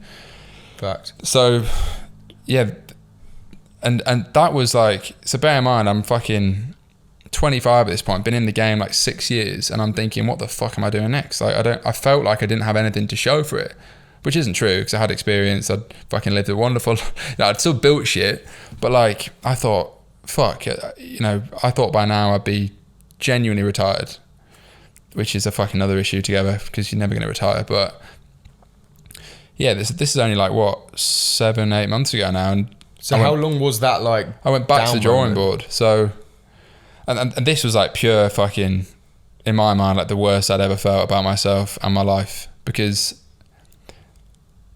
I think there's probably nothing harder to deal with than thinking you've made it and then feeling like you've had almost all of it taken away from you. Yeah. Like, that's fucked. That's way harder than just having never made it. I think as well, like, to make it that even harder is like the element of purpose. Like, when you don't have purpose at all, anything to like attach your day to day. I didn't even have anything to work on. Yeah, that's why I started the pod. Yeah. Because I was like, well, I knew I'd build the next thing. Reattached you your next. Yeah, so fucking that's quite mad really, because I've definitely pulled myself out of that hole. But how did I do it? I suppose the first thing was just knowing that I was basically either going to fucking kill myself or become a legendary entrepreneur. In my head, there was like the two options, and maybe they weren't as black and white as that, but in a way that's kind of how I felt. It was like, I can either fucking give up and become a little bitch and probably just top myself or be close to it, or I can fucking go back to the drawing board and become like the fucking beast that I know I'm capable of becoming. And that's like you have to look yourself in the mirror and fucking decide. It like sounds flippant and shit, but that's literally how I felt. And this isn't even that long ago. So like, anyone that watches the pod and looks up to me and shit, I've probably been to a lower place than you. I mean, like, statistically. And if anyone feels the same, like, you can fucking change it. And then I felt like, hopefully, and I believe it will, this will be one of the greatest ever, like, fucking turnaround stories in a way. And granted, there's probably much bigger scale ones, whatever, and I was like, fuck, I'm just going to make it. It's going to be a great story in 5 years' time when like I bounce back like a fucking phoenix. So yeah, started working on the brand, went back to the fucking drawing board. Well, I wasn't working on the brand at the time. I was working on what am I going to do next. And I've kind of told this story a bit, but I was like, yeah, I want to do something that's, I guess mental health had probably had the biggest like painful impact on my life at that point. I was like, fuck, I don't want to feel this way.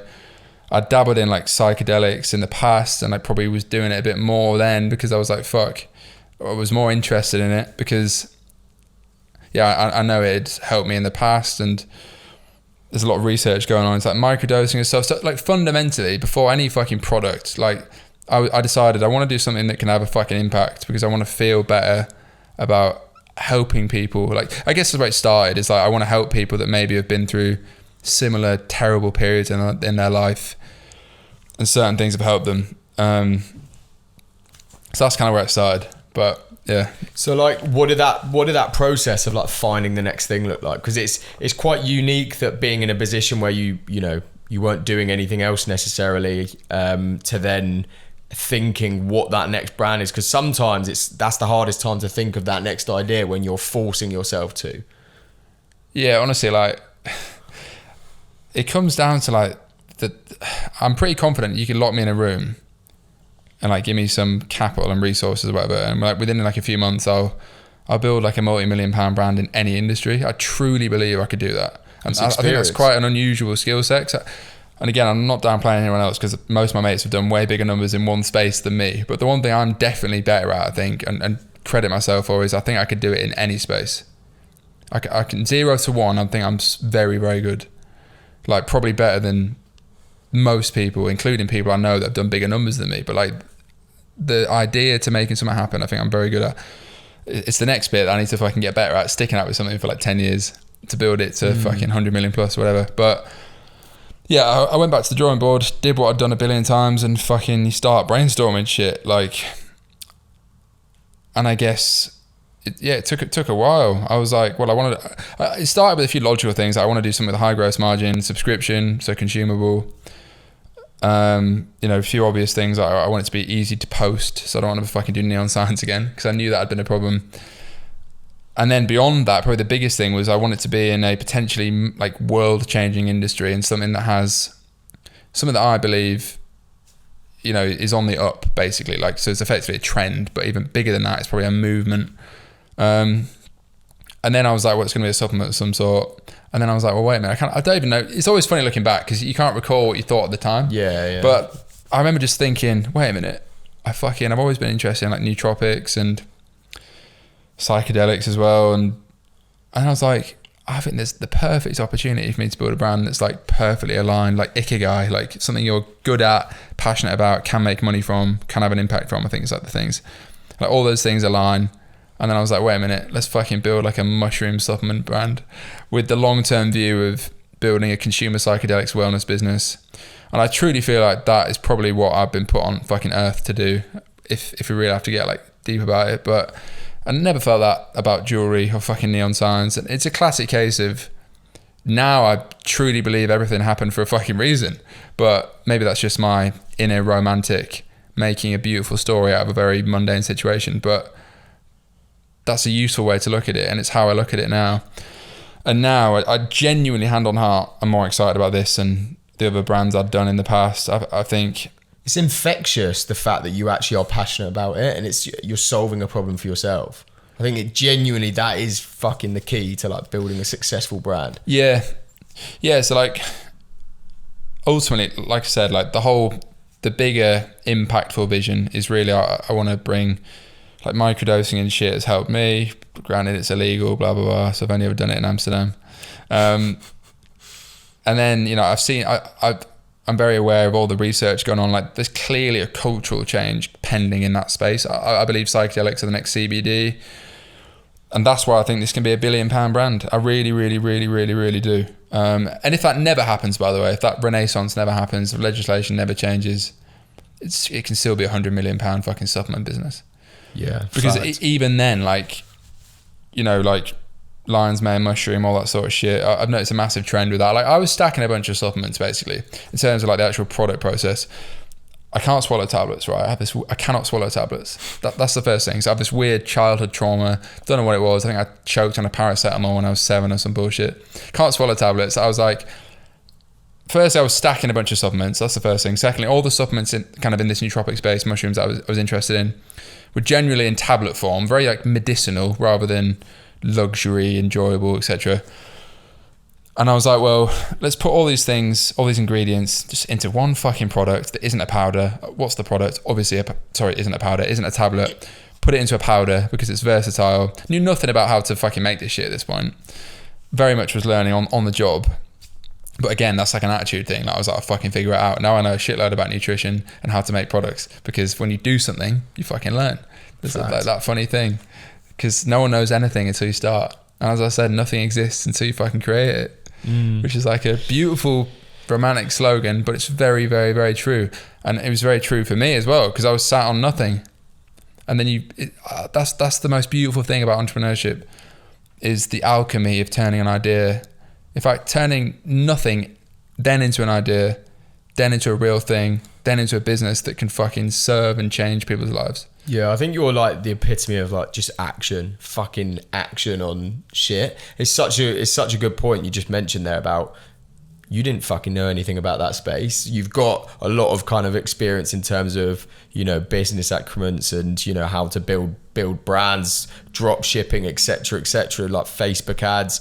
But it's still kind of very much new territory to you. It's just that thing of just fucking getting in the deep end and learning. Yeah. And again, I'm just really not sure if that's like genetic or what, but like, I think you got to fucking love the game. I just like fucking making shit. It's all I exist for. And like, it's all, not all I exist for, but like, I couldn't breathe if I wasn't building my own shit. So what did the like creative process look like with Space Goods? Because I think it's obviously a very visual product. I mean, like with us, we do a lot of branding. There's this thing called like System 1 versus System 2 thinking. I don't know if you've heard of it. No idea what the fuck that is. But like you've naturally done that. So like basically it's 2 different parts of your brain. System 1 is you kind of make rapid, quick decisions, and 80% of our decisions are made through System 1. System 2 is like slower, more logical decisions, but System 1 is more emotional. So but we products and brands want to be more system one focused because you want to just dive straight into fucking making that decision. And through the branding, you've done that because you're breeding familiarity with something that's very different and very out there, and it's very unique in terms of like the branding that you've done. What did that design process look? So I don't think that's something you've spoken about much. Honestly, again, I don't even know, but I have to say, I think it's my best piece of branding work I've ever done.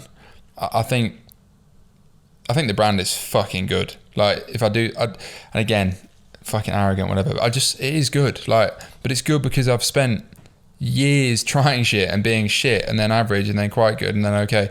I think it's one of the coolest new brands I've ever seen.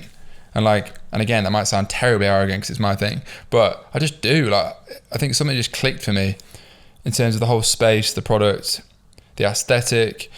I suppose to answer the question, like, I don't know, like, I'm a pretty good designer. Like, often I don't really speak about that. Like, that's what I was good at initially. Like, you call yourself a designer, don't you? I do now because I try to change the personal brand. I used to say e-com entrepreneur and like designer entrepreneur.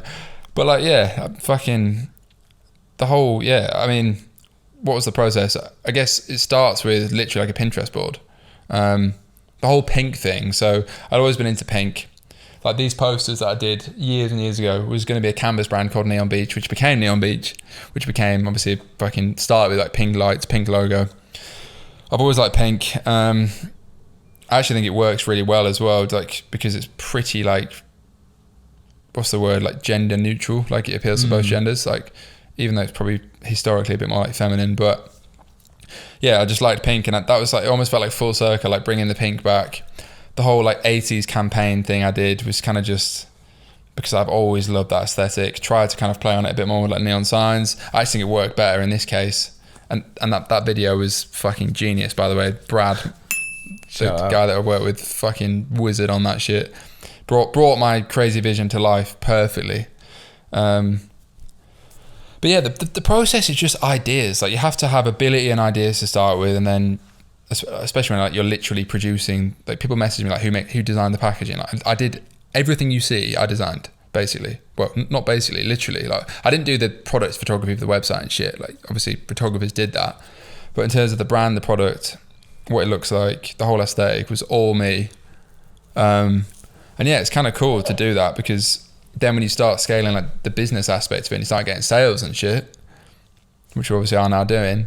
It's like, it's more, that in itself is more fulfilling. It's like, I actually made that from scratch rather than just, like granted with like drop shipping, you're not really making anything. You're just fucking trying to make money. Like with Midnight City, I mean, granted, I was technically making my own designs, but it's kind of just the same as everyone else. It's effectively white labeling a product. Like everyone does a fucking Figaro chain, whatever. Then with Neon Beach, obviously did the branding and shit, but ultimately it's just an LED neon sign that anyone else can sell. Whereas this is entirely 1,000,000% bespoke from scratch. Like that product does not exist anywhere else. Like the whole formula is bespoke, the dosages are bespoke.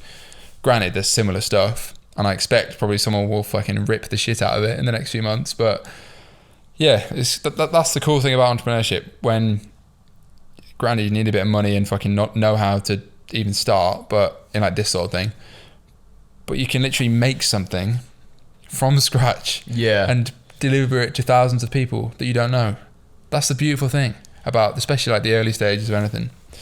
It's mind-boggling. What I find mad about it, and it's something I've thought about a few times. I'd like to ask you about like retail as well and what your thoughts are there, because I can't fucking imagine that product on like the shelves of Boots or like fucking Holland & Barrett like that. No, it would definitely won't be in either of those. I mean, it would just stand out. So what, you do see it going into retail or? Yeah, I mean, it is a very unique aesthetically unique product. Maybe, I think if it's going to be retail, it'd be like Whole Foods, Selfridges, that sort of shit. I wouldn't even go like Waitrose. I think I'm trying to be too like premium, cool, unique with it. So, but yeah, I mean, I have no idea about that sort of shit. Fucking Jimmy from Hairburst.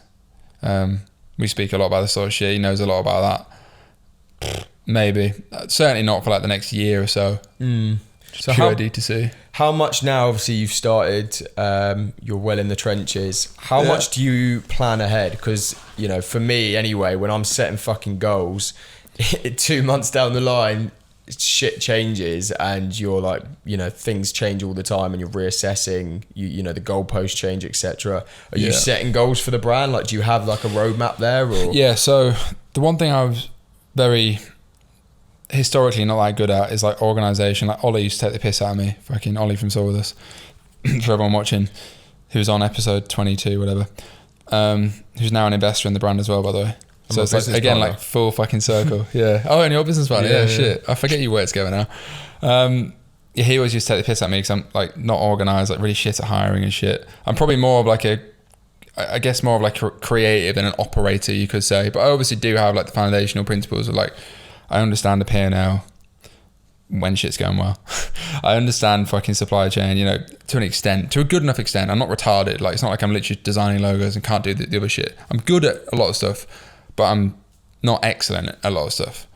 And you need to be excellent. You need to have, at least try and be excellent at everything to fucking run a good business, or at least get people in that art. So now with this, after like having a while to think about it, obviously, because everything happened after fucking like a year out of the game, I was like, well, firstly, I'm not going to do it myself, which is why I raised a bunch of funding to fucking get those brains involved, which is already paying massive dividends, like massively. But then, yeah, also in my own sense, I was like, well, I need to plan my shit a bit more this time around, rather than just like, you know, like with Neon Beach, for example, I would just put another fucking zero on the Instagram ad budget because it was working. Whereas now it's like I could probably scale. I mean, certainly over the next few months, I could probably scale quicker than I'm planning to, but I'm trying to be a bit more planned. And like, I guess this just comes from maturity. It's like, I don't want to do 10 million in the first year, even though I think we probably could if I had the stock and cash flow. I don't want to do 10 mil because I know that that's probably not fucking sustainable in terms of like, well, I say if I had the stock and cash flow, I probably couldn't have the cash flow to scale it that quick without something going wrong, is what I'm saying.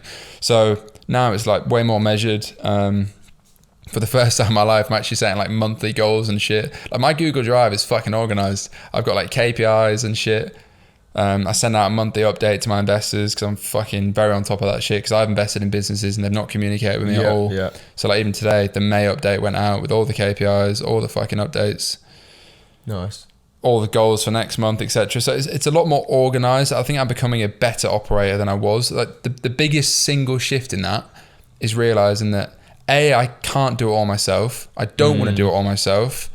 And C, I'd be fucking retarded to even try, because there are people that are so much better than me in probably most areas of the business. Yeah, fact. Like literally fucking being a good operator and a good leader is, as Stephen Bartlett said, it's like being a recruiter. Yeah. You're fucking hiring people. It's being self-aware enough to know what you're best at, what other people could be better at, and your weaknesses are, and then hiring someone that's better at you at that thing. Yeah. And knowing Still working on it, but what the fuck is this? Space Goods, spacegoods.com, Rainbow Dust version 1, my newest entrepreneurial ecom brand venture. I spent 6 months in the trenches building this shit from scratch. We launched 6 weeks ago. What's it all about? The next generation wellness brand with a long-term vision to essentially consumerize the pending psychedelic consumer goods market, which might sound absolutely ridiculous. We're not quite there yet. The market's massively illegal. But what is this? Rainbow Dust version 1 is an all-in-one mushroom and adaptogenic blend designed to unlock your supernatural self. Essentially, experience a sharper focus, sustained energy, zen like calm throughout the day. It's an all-in-one powder, tastes like fucking hot chocolate, tastes delicious, works great, looks great, feels amazing. Essentially, the broader concept here was to legally imitate a psychedelic microdose, and like I said, experience those symptoms. You can mix it with anything, brownies, bake brownies with it, mix it with your coffee, have it without coffee, replace your coffee, put it into a protein shake. It's super fucking versatile, it tastes great, it replaced the stack of supplements I was previously taking, but you need to try this shit. It would definitely change the way you work, get you into that deep workflow. I obviously think that myself. Plenty of 1,000+ first customers think the exact same shit. It's not just a pretty packaging, it actually works really fucking well. Keto, vegan, all that good shit. Trust me, you need to try it for yourself. Let's scale this shit to the moon. Spacegoods.com. Get on your Rainbow Dust subscription and see how you fucking feel. Let's do it for the boys. Spacegoods.com.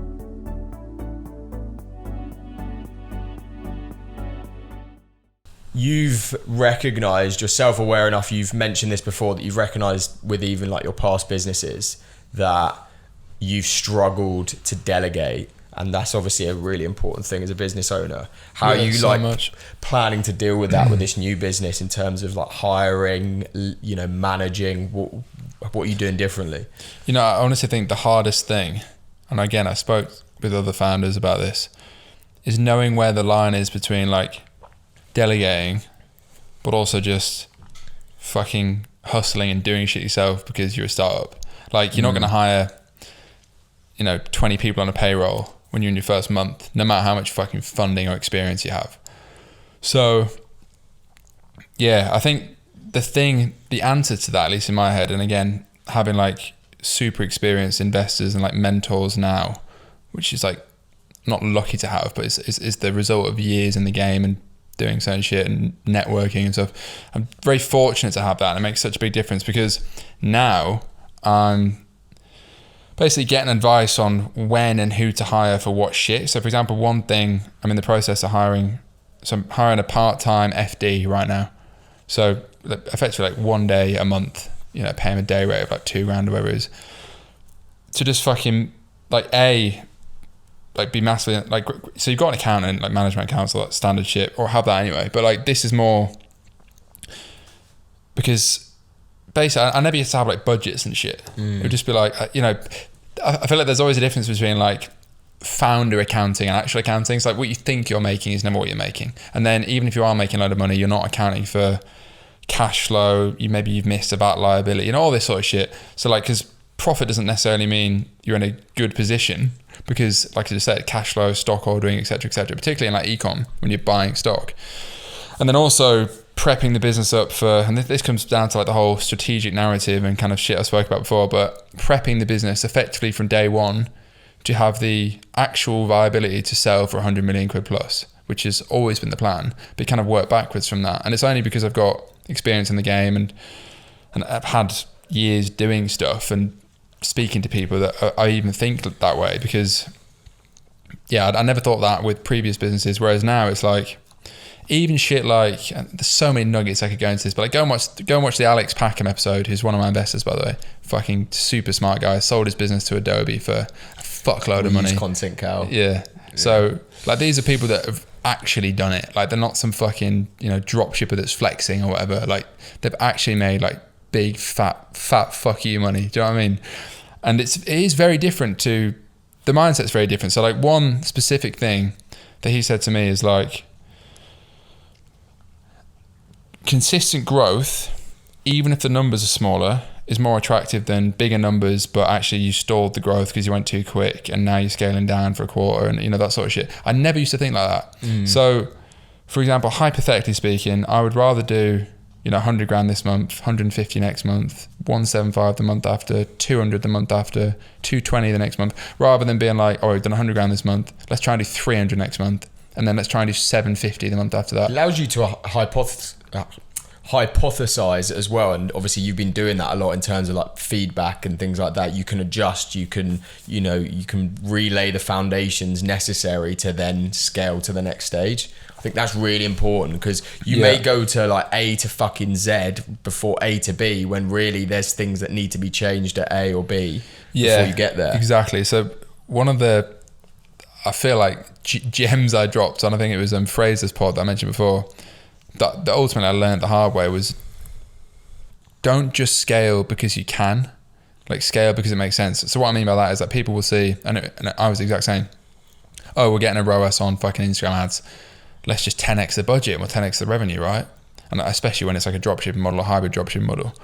But that's not always the right thing to do, because you may not have factored in like, but that means your fucking customer service requirements 5 times as much, you haven't got the team. Like your cash flow requirement is then bigger than before, and actually you're going to run out of money in a month if you order stock and you have a fucking 10-week lead time and you don't have enough credit, all this sort of shit, which comes with experience. So that's now why I'm in the process of, completely with his help, he's basically doing it for me. Hiring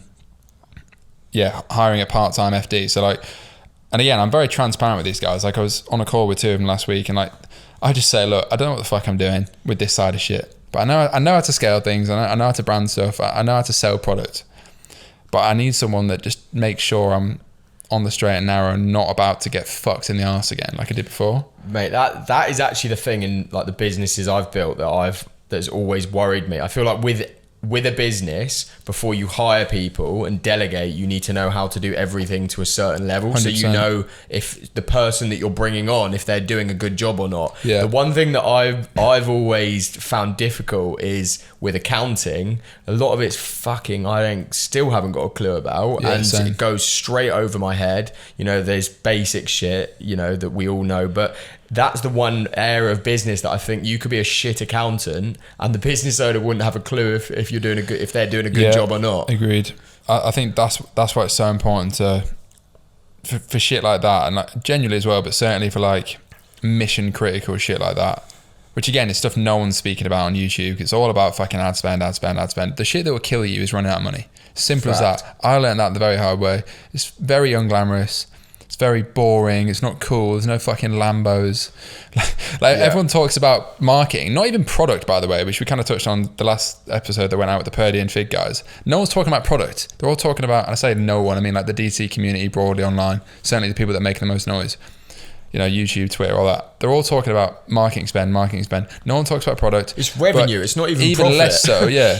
No one fucking talks about, you know, the cash flow implications of scaling something. And these are all more like things that you become more aware of with experience ultimately. And like you can tell someone has no experience, or they're like capping, as people say these days, basically full of shit, when all they're talking about is like marketing. Because it just proves they haven't got any actual experience, because they haven't run into the issues that these other things can produce, or certainly they're just lying about them because they want to sell a membership to their Discord or whatever it is. I think it's that Twitter culture that's being built, like where people just fucking screenshotting Shopify revenue figures when realistically they're making like 1.5% net profit on that. Well, and they're it's probably like, not. what does that they're mean? Probably losing money. Yeah, and exactly. Their course. It's like what is your revenue figures? And you know, Triple Whale's helped with that to an extent, because you can more accurately look at your figures. But it's I think that culture on Twitter is quite toxic. There's something called, is it called, someone's going to correct me in the comments, I think, you know what I mean, there's like a curve, I think it's called like the Dennis Kruger curve or some bullshit. I don't know if it's called that.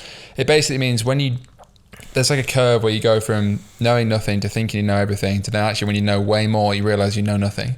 So I'm at that stage now where I realise I know fucking nothing, and I actually think it makes me a lot better for a start. But it's just interesting how you have to go through that. By definition, you have to go through the period of thinking you know it all, being that like stereotypical, like arrogant, fucking make your first bit of money online. There's nothing wrong with that. I think everyone should go through that. I certainly did. I think what you've done really well just on this point, and it's so fucking important, because people that are really egotistical surround themselves with people that are small fish compared to them. Like if you went back to York now, you know, you'd be the big fish. Like I did at the weekend, yeah, like you would be the big fish, and you know, it might be a bit of an ego stroke, but realistically that's not going to kind of grow or fulfill you. I think it's so important to surround yourself by bigger fish than you, and you want to be a small fish in a big pond. I actually think, and again, with many guests have mentioned this, and it's so true, and I've agreed with this on other pods. I think it's the single most important thing literally in life is who you hang around with and who you surround yourself with. But like a caveat to that is, and I just want to say this, like clip this from the pod, Brad, or whatever, but the most successful people I know are also the least arrogant, the most genuinely nice, and the most authentic people. The people that fucking, you know, and I'm not thinking of anyone in particular, but you get some people that just think their dog's bollocks. They've actually had no success, but they're fucking fronting like majorly, like the classic guru type. They'll say nothing has ever gone wrong. They'll tell everyone that everything's perfect, and they're a cunt.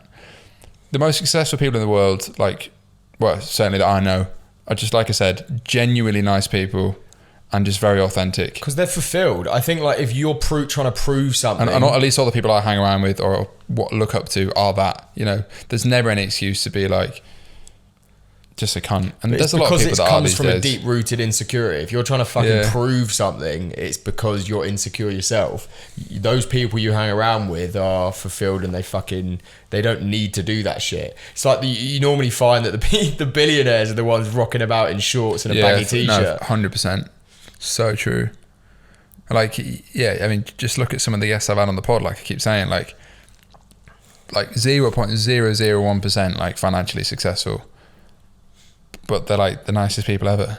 Yeah. Granted, like not everyone has access to people like that, because again, like you have to kind of do stuff and build that network over time and stuff. But again, it's very intentional. Like you're saying, yeah, I've always very intentionally put myself in positions where I feel like the fucking, you know, the broke loser. Like that's one way of putting it, but like the small fish. Yeah. Like fucking half my close mates that have been on the pod have fucking made more money than me. But that's great, because otherwise I would think I would fucking made it. Fact. And like, yeah, I still think I'm going to outdo them in like 2-3 years. But it's that competition that you need. You and it's need a healthy to be fucking competition. trying to jump higher to people. Otherwise, you'll fucking get comfortable, which is dangerous as fuck. And it's a healthy competition, but it's also like a support network. Like, you know, I spent like 2.5 years living with Fred, who's one of my best mates and fucking wildly successful for his age. Probably like one of the most in the fucking country, to be honest. And other people like Adam, who's been on the pod, slightly older than me, but we shared an office in fucking Leeds for like a few months, and he was one of the first people I ever spoke to in the fucking space, and he's gone on and done mad things. And like Jack, who I now live with, is fucking scaling the shit out of his brand.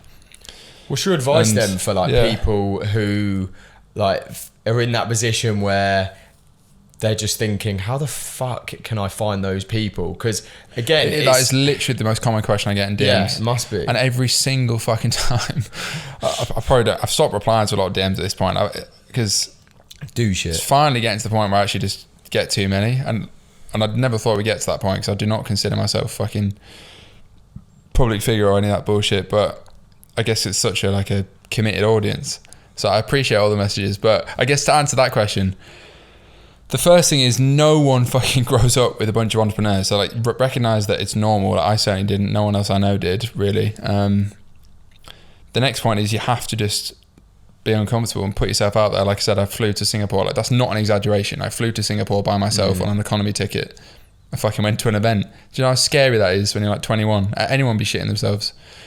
But you have to do that. And I think probably the most important thing after that is you ultimately have to do something. And when you start doing things and being known for, oh, you built that, or, you know, you're doing this, that's cool. That's when you can get in certain conversations and you build that credibility and that respect. And then ultimately you get into certain rooms. And I guess there's like with anything, like there's kind of levels to it. Like, you genuinely will gravitate and hang around with people who are on a similar level in your, you know, doing similar numbers, whatever it is, been in the game a similar amount of time.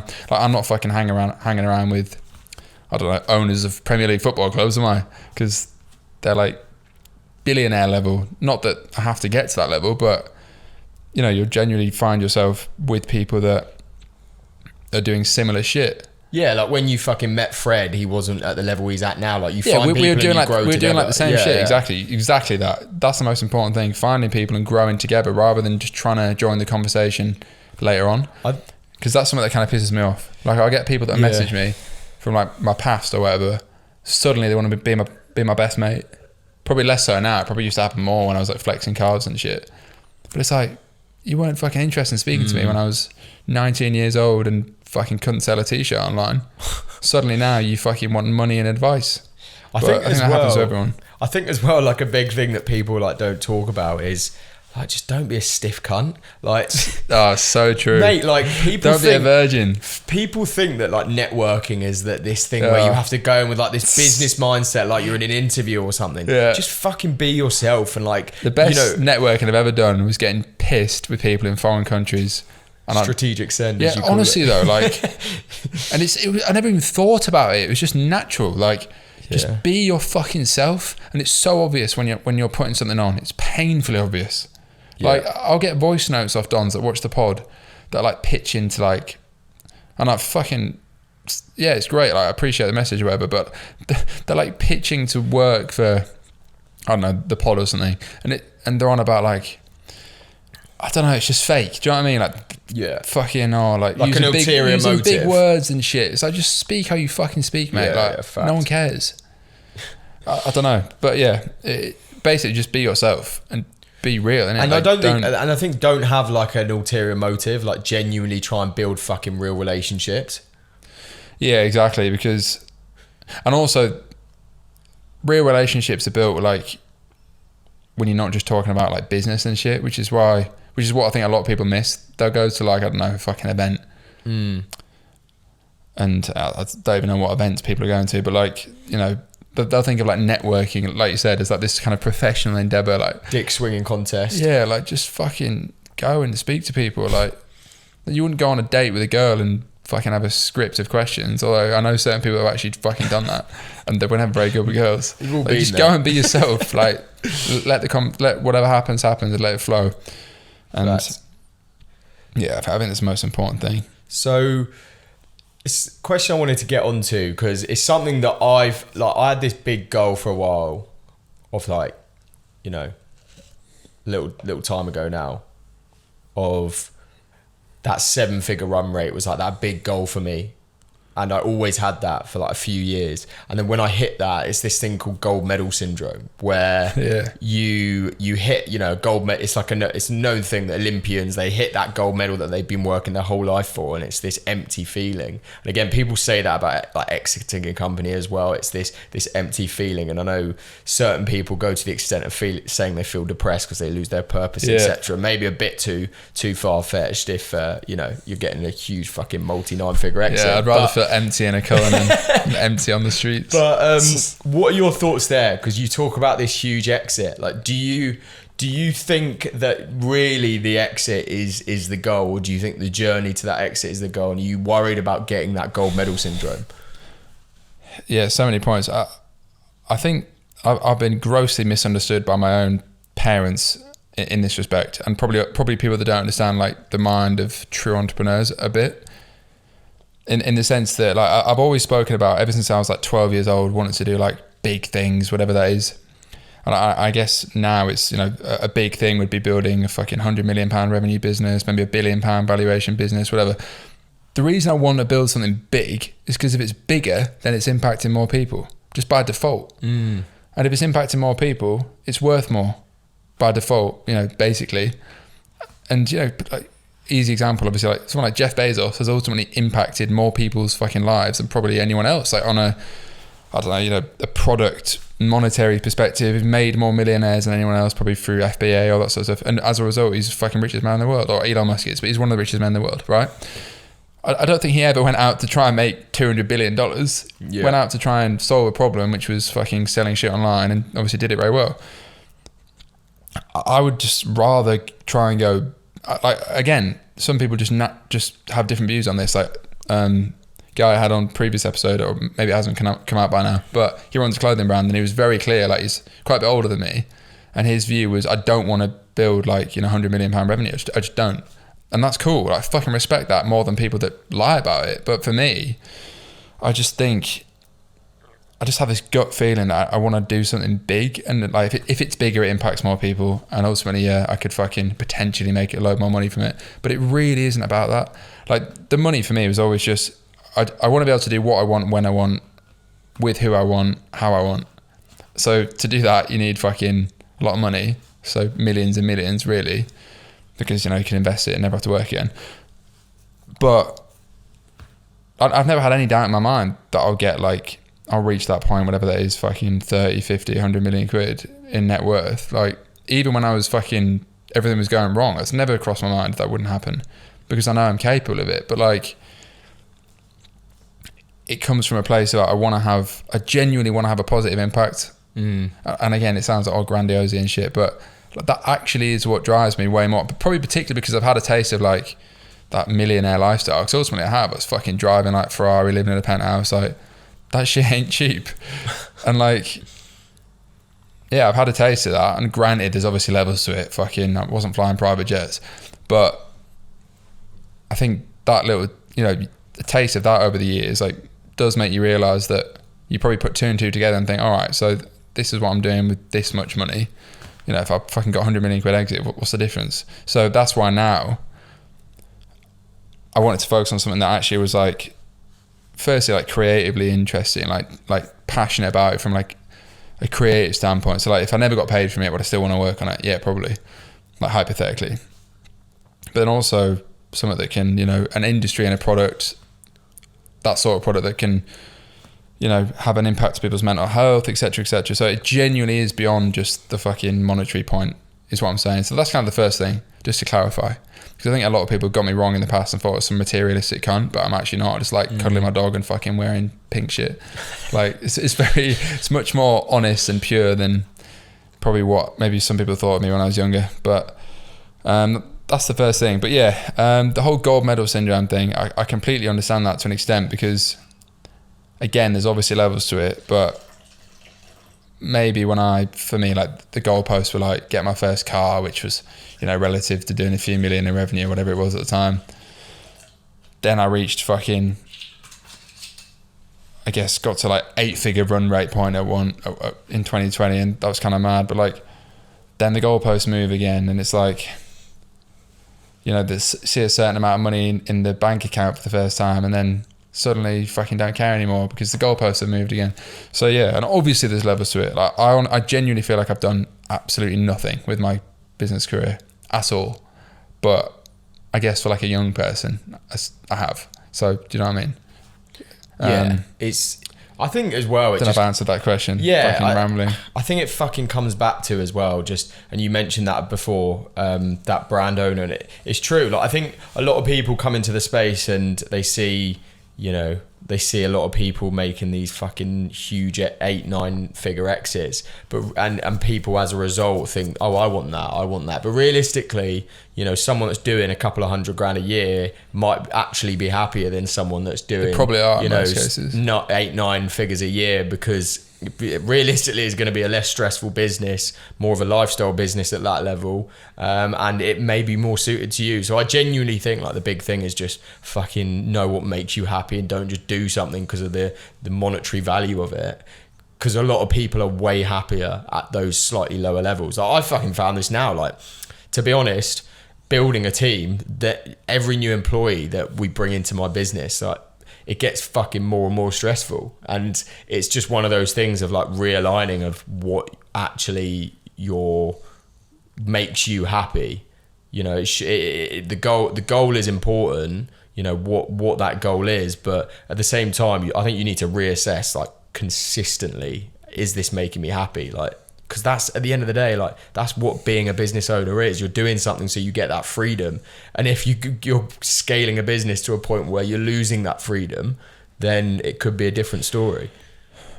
Yeah, I completely agree. Do you know what's interesting? Because even after I fucked up with like Neon Beach and had that real taste of like the dirt, it made me want to like go even bigger with the next one, because I was like, and that's probably it's a chip on your shoulder. Partly that. But then it's almost like I felt like almost like discovered like what I felt like could be like my life's purpose and shit. And broadly speaking, maybe that is to like have a positive impact on the mental health of entrepreneurs and creatives and people that view the world like me. And probably creatives is a better way to put it, because that's broader. And you know, like, even if that's just something I've come up with in my fucking dreams, and it probably is, but like when you actually feel like you fucking finally on a, like, stuff kind of makes sense, like, you know what you want to work on, you know what you feel like your purpose is, at least. Because I think there's a difference between being happy and being fulfilled, and I don't necessarily think you have to feel happy all the time, but I think feeling like you have a purpose and being content with the journey is a very good place to be. And I feel like for the first time probably ever, I feel like I'm starting to get there. Like, the combination of the way I'm living, the people I'm around, the shit I'm working on, like even just doing the podcast, like that adds an element of fulfillment, because I feel like it's just enjoyable to share my journey, because that the inner fucking movie director in me, like you were saying before, fucking comes out, and in 10 years time it'd be great to watch back, and then I get messages saying it's changed people's lives and shit, which might sound flippant, but if it has, it fucking has, and that's great. How does that make you feel?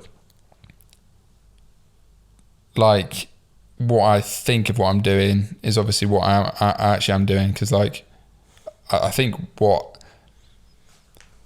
I think what I'm doing is always come, like, even the brands I built, which is probably actually the most painful thing about the whole Neon Beach situation, by the way, was I was labelled as like some fucking fraudster trying to make money, whereas everything I've ever done has come from a place of genuine intention and authenticity, and just trying to be a fucking creative cunt that I guess makes cool shit and inspires other people to do cool shit. That's been my entire personal identity since I was like 10 years old, at least in the back of my mind. And I don't fucking get it right all the time, but I'm certainly not a fucking scam artist. And obviously that's all been cleared up now, but that was probably the hardest part about that. Yeah, fact. Just, yeah, people getting you wrong and shit. What was the question? Where was I going with that? So, yeah, I think you answered it, but just moving on then, you get that exit, what's next? Like, genuinely, I know it's hard to visualize these things. I don't know if you're into visualization or that kind of shit, but what is next? Because and again, obviously I'm good mates with Connor, who was on this podcast. I know you both spoke about this, and I spoke about this with Connor as well. He doesn't ever, Tev, his perfume brand is obviously doing mad numbers, and he wouldn't ever want an exit because he's, he feels like he would always want to scratch that itch, and he would just look for the next thing and invest into the next thing when, he has no confirmation that the next thing's going to work like this. What are you, do you see that as the end? Do you fucking see yourself, the cliche of retiring on the beach? Or do you feel like, again, the same thing's going to happen where you're going to need that purpose? Similar situation to after Neon Beach, but obviously a very different mean, obviously shit changes so much, but like if I had to like write out what my rough plan probably is, and again these things change, I build this brand for the next 4 or 5 years, sell it, make 50 to 100 million quid, then probably fucking get out of the trenches a little bit, maybe start a fucking charity or some shit, start investing in businesses in the psychedelic space, end up building a group. And by the time I'm 40, I've fucking built a £10 billion fucking public company. We float that. And I become like the next Elon Musk or some shit, with a focus on the mental wellness space and the emerging psychedelic wellness space. So like, that's probably maybe how I see it going if I was to write the script. But obviously I'd always do the next thing. Like, even shit like starting a podcast, fucking, you don't make any money from a podcast anytime soon. Like, certainly not in the first few months when I started it. And I started this because it was another creative endeavor, wasn't it? Like, while I was penning the next brand. And now, I guess like another project I've kind of started for my own personal side is I've got into running a lot recently. And now I've become a bit of a weapon with that. And I found real solace in that, because that has become like a meditation that I never knew existed. Because I was never into it when I was younger. I did rowing for years, like I said. Then I found myself getting a bit like I wasn't fat, but like compared to what I am now, like I'm fucking in great shape right now. Like physically, probably mentally better than I have been for a while. And there's always an next project is what I'm saying. And like, for me, like fitness, the podcast and the brand right now are kind of my three things. Like the brand is number one for sure. That's like the bread and butter. But yeah, I think it's important to have, I think it's important to have projects, but do you know another thing? I don't understand people that can go through life not building anything. I think it's really sad. What, in terms of just a normal person that just works a 9 to 5? Not just, yeah, I mean, no, I understand it because I know that everyone's different, but I can't relate to it. And I'm not saying like a business, but even just like, I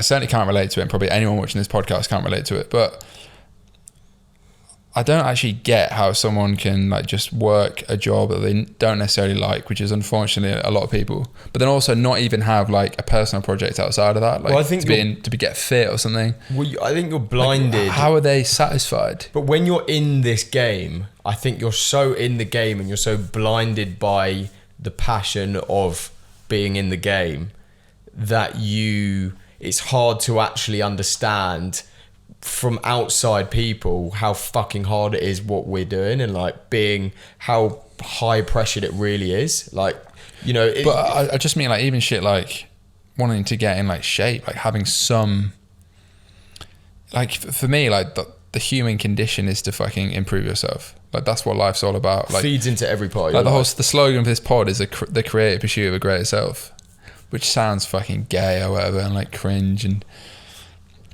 but I truly believe that's what life's all about. At least in my perspective, like just the journey of fucking bettering yourself, and along the way finding out what matters to you and fucking dying for it. Seems like that was a big part for you, like for your mental health, the fitness side. and you becoming more passionate about that, you're almost aligned and synchronized with, you know, everything with space goods. Oh, massively. I honestly think, because I know you asked that earlier, I probably didn't answer it. If you're in a bad fucking mental space, and I've fucking been there, and I probably will be again, but like, you know, hopefully not to the same extent.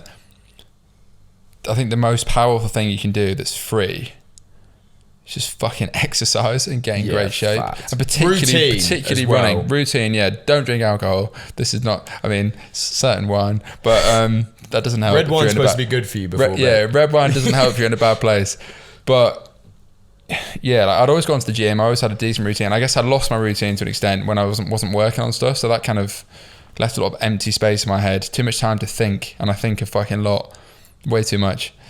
But yeah, I think like running and just, you know, read David Goggins' book, Can't Hurt Me. I think that was the most powerful book I've ever read, and that's what kind of kickstarted me getting into running again. And I just related to it on like a spiritual level. Just for people watching then, 3 biggest takeaways from that book that, you know, helped your trajectory. Probably the first thing is just, I think, knowing that you can change, like you can change a shit situation, and as unhelpful as it is to think about it, there's probably always someone that's been in a worse situation, including me. There's people who've been in worse situations that got out of it. So that's the first thing. The second thing is realizing that you have to suffer to do or build anything great, whether that's a good body, good business, you know, whatever. If you want to do anything great, you have to fucking suffer. It's just a fact to achieve anything.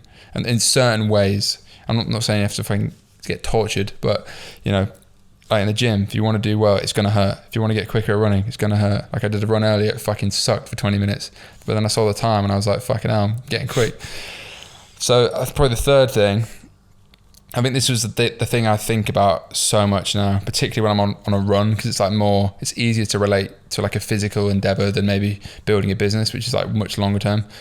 Was just when you think you're done, this is what he specifically says, when you think you're fucking done, you're probably at 50%.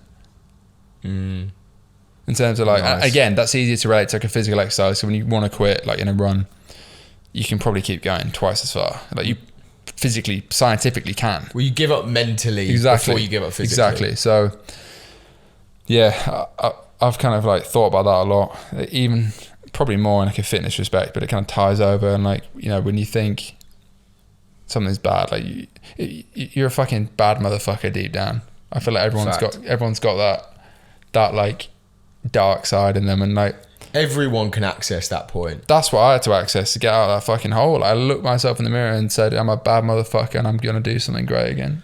Yeah. And to be honest, I know it's wishy-washy, but like for me, if I'm having a bad day, genuinely, I think like it comes back to like gratitude. Be recentering to what you're actually grateful for. Realistically, like who fucking cares if that, you know, you didn't hit the revenue figure you wanted to that month, or that KPI, whatever it is. Realistically, like if you look at the grand scheme of things, are the people you care about, your fucking boys, your family, your mental and own physical health, if that's all in check, then realistically, who gives a shit? And that should realign you and put things into perspective.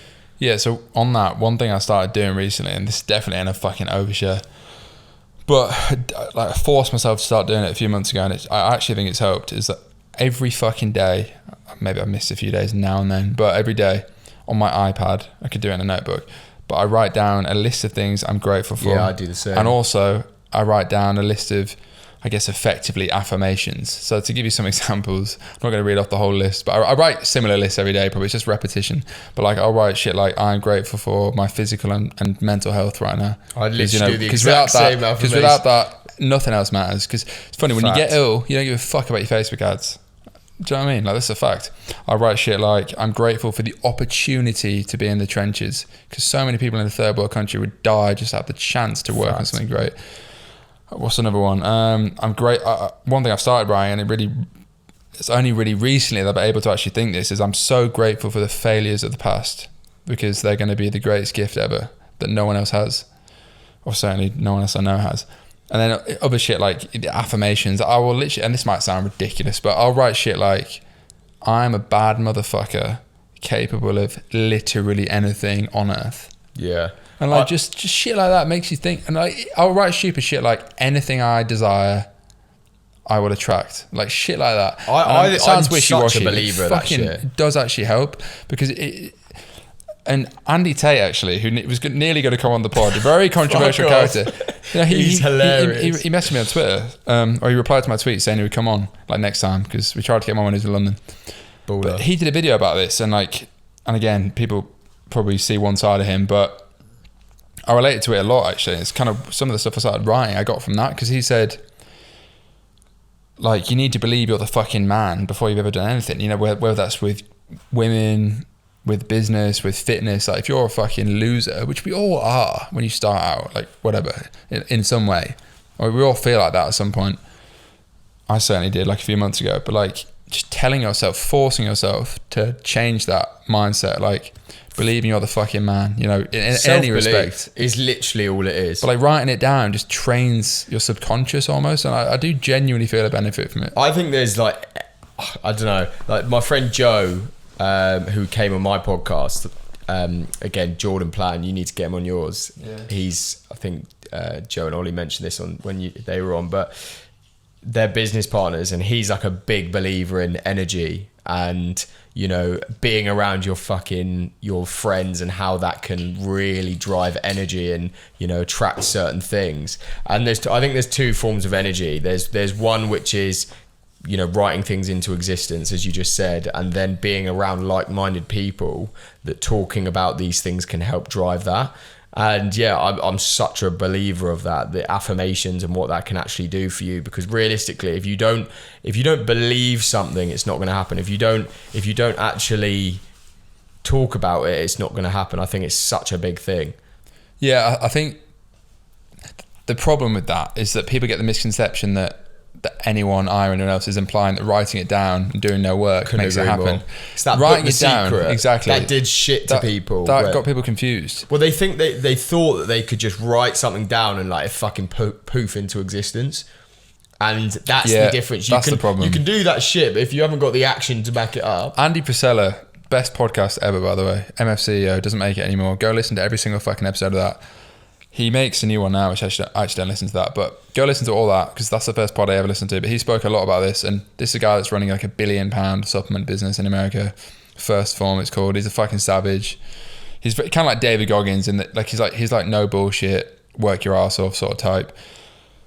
But when I first heard him speak about this like 5 years ago, is what changed my perspective on like, you know, law of attraction, blah blah blah. Like even Conor McGregor is another example. He speaks a lot about like visualization, like. The point is, that is the foundation that enables you to get in the right headspace to then go and do the fucking grueling work.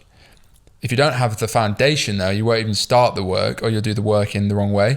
Because like ultimately, you know, the same principles applies with anything. Like if you don't think that you can ever get good, you won't even try, and then you won't get good. Do you know what I mean? Yeah, fact. So it comes down to negativity as well. Like negative energy is like a massive thing. And I've been a very negative person, by the way. This is like and I still am now and then. I'm a very cynical cunt a lot of the time, which I say flippantly about myself. But like when I was in that hole, I was a very negative person about everything. Like even my mates would say it. Like I didn't fucking believe in myself in a way at that point, but I still managed to get into the place to fucking start building shit again, probably because of years of previous self-belief. I don't know what it was, but like even in that hole, I managed to like fucking start. But like I think the point is, yeah, like everyone starts not believing in themselves. Yeah, but like fact. You know, affirmations and shit can be certainly a useful starting point. Yeah, particularly if you've got nothing else to go off. It's part of a process. It's a puzzle, and you know, it's a part of a puzzle. I think that's important. There's one thing I want to come on to, and it wouldn't be a midnight pod without this topic. So relationships. Yeah, I'm fucking ready.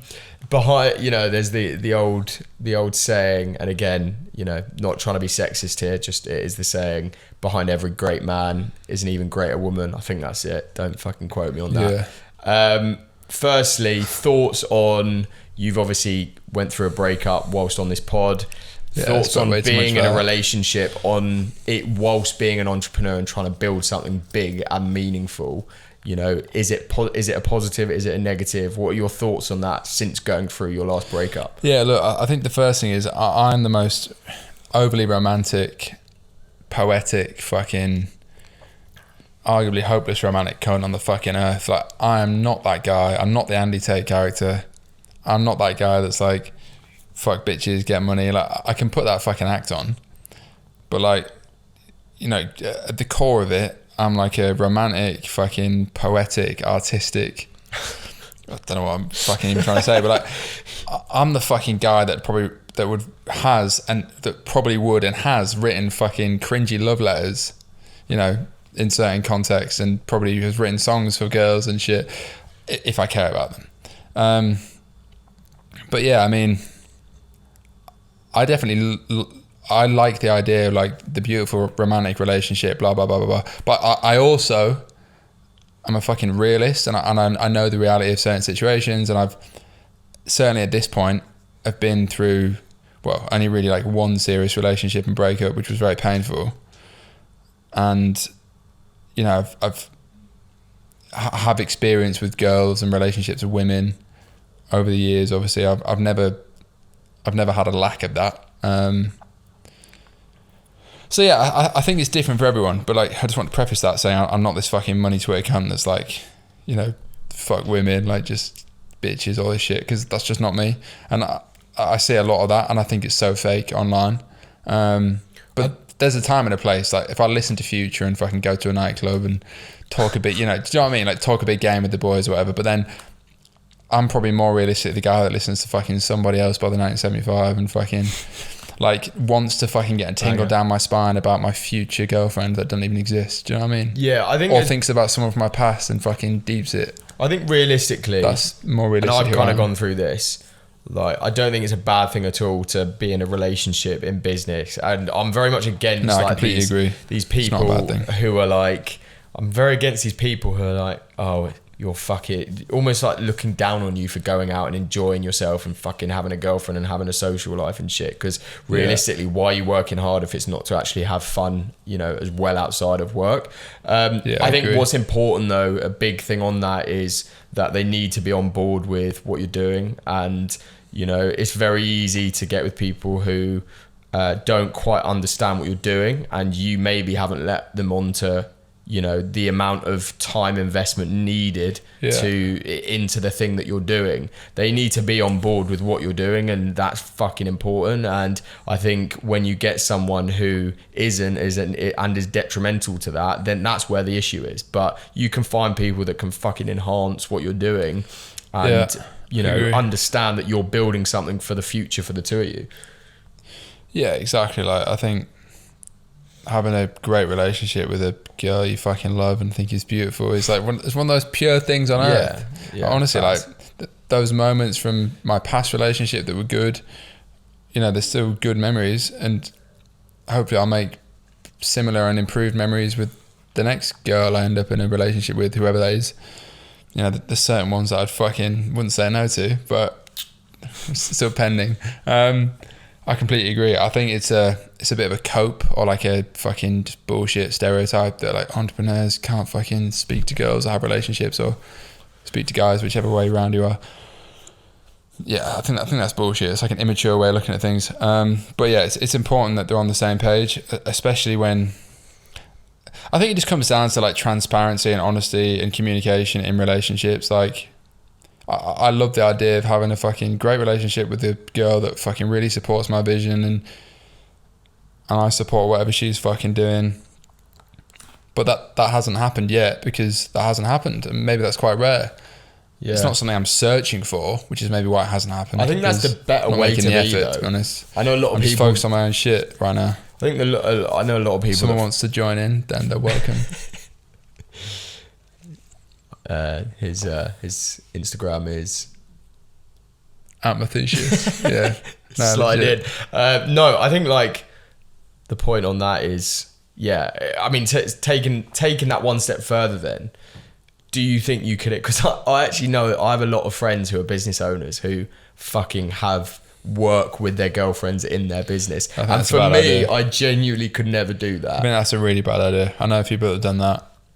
Wouldn't work. I can't see that actually working for anyone, to be honest. I think you could say, it's down to personal preference. I think that's too far. Because you never get away. You need I also your think escape. you'd make bad business decisions because if you fucking It's emotional. exactly. Decisions shouldn't be emotional. Again, I've never done that, but I just can't see how that works for anyone long term. Long term being the key word. It might work for a year or two.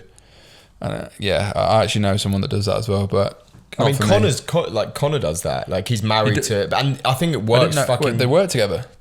Connor's dad, brother, and wife all work for him, Oh shit! I didn't realize which is that. mad.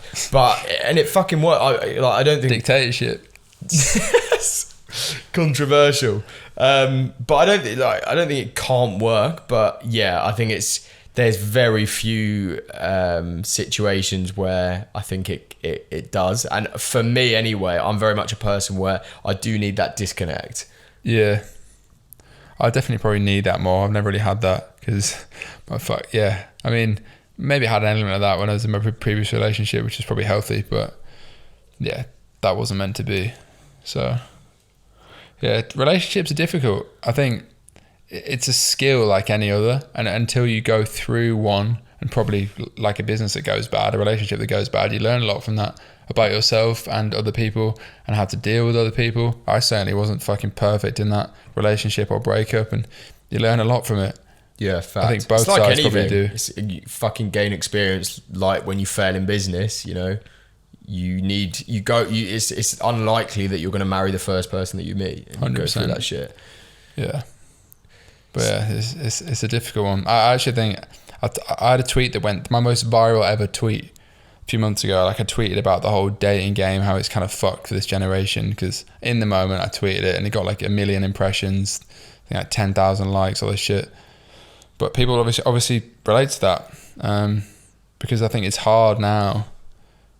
I think dating and romance and it's fucking hard now because there's With too the much superficial there's too dating much apps and choice. shit. There's too much options for everyone. Too many options for everyone. There's limited authenticity in the way we present ourselves online, particularly like a dating respect. I was with my ex-girlfriend for like 4 years, and it was kind of like venturing over the period where Tinder was just becoming a thing, and there was none of that like super lights, any of that shit. And then we broke up, and I was like, okay, I want to try all this fucking dating app shit now. Like, kind of had it on a pedestal, thought it was going to be this amazing thing, and it just seemed weird to me. Like this idea of it's so superficial, liking someone just for the way they look, and then this forced conversation just to try and get someone. I mean, it is, but it's like that is how people meet each other these days more than anything else. I think it's kind of scary. Are you still with that girl? So we broke up, and for like 4 months I went to Bali, had a good time there, came back, tried the dating scene, and it just like I said, it was just I found it very strange, and we just very naturally got back together. So yeah, like technically we've been together for a fair amount of time. Like 6 years. We don't live together yet, and I'm about to buy a place, not with her, like on my own. But we have a good relationship, which means that I don't have to we don't feel like we're on top of each other or rely on each other or each other's friendship groups. I think honestly, probably one of the biggest lessons I'd take from my previous relationship, which I'm not allowed to speak about on the pod, but it's just don't live together.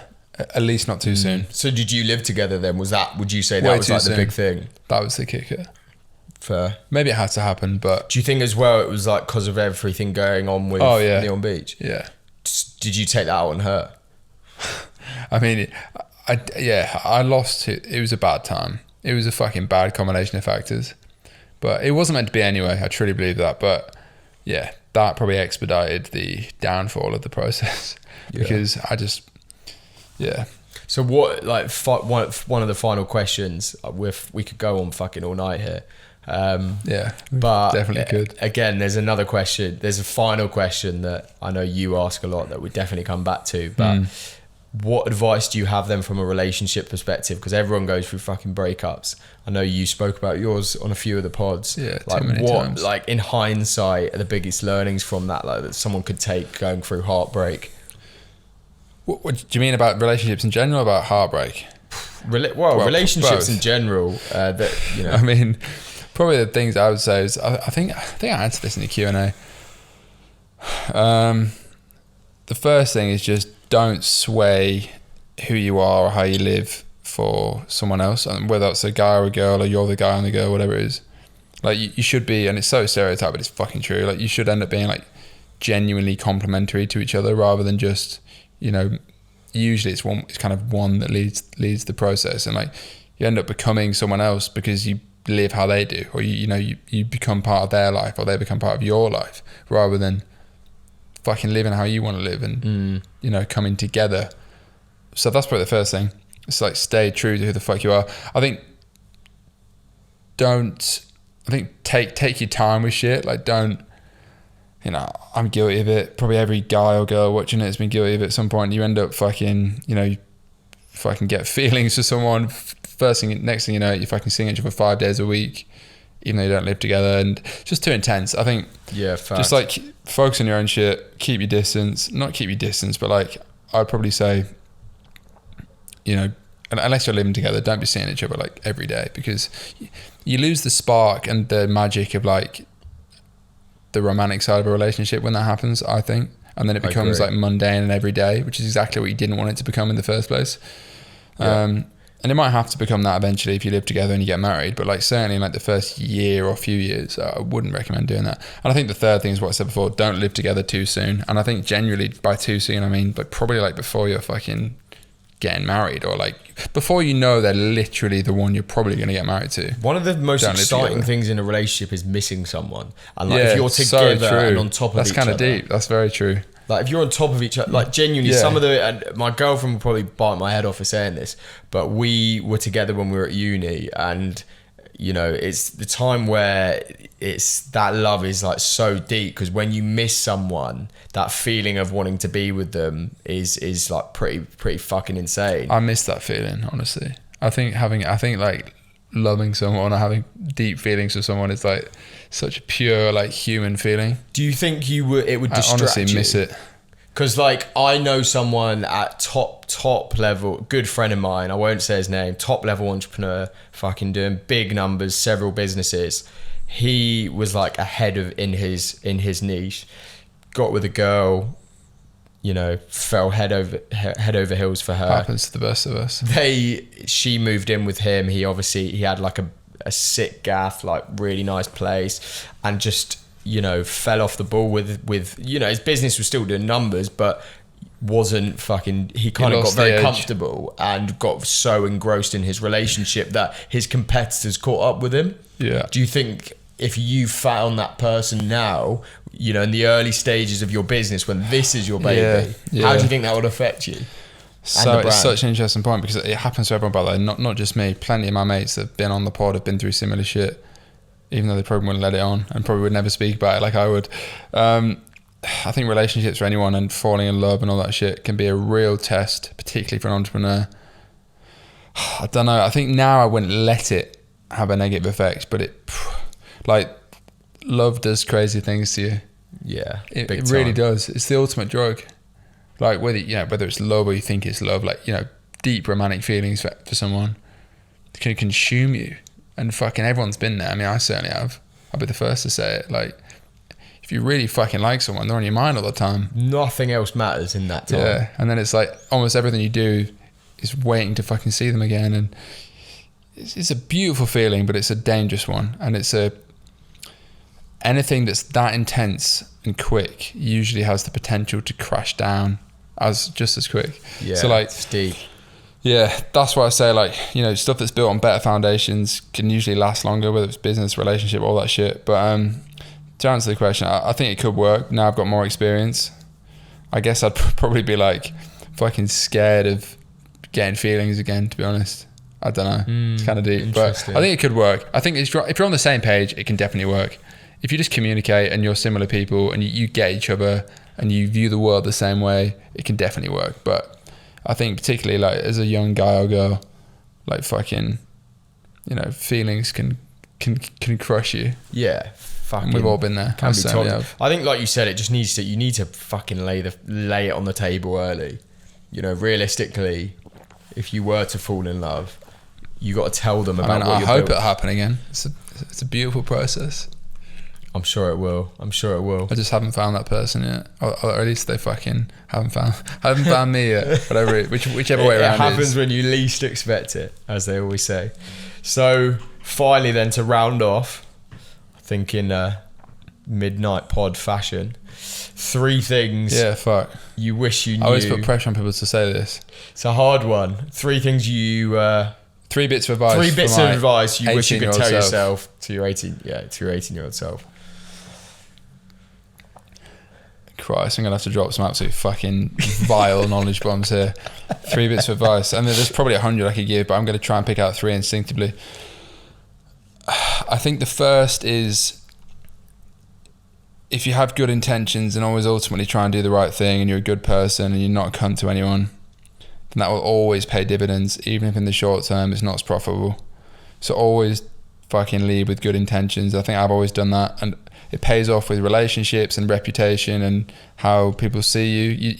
Because look, I don't think anyone wants to be the guy that made millions from fucking Forex courses when they're 40 years old and they get asked what they did to make their money. Like I think about that a lot. Like it's what Gary Vee says. I think how you make your money is just as important as how much you make. Is more important than how much you make. Yeah, facts. So it's the process. You know, the general vibe of that. I think just think about that. Like whether it's how you make money, how you speak to people, how you present yourself, just fucking do the right thing, because you fucking know deep down.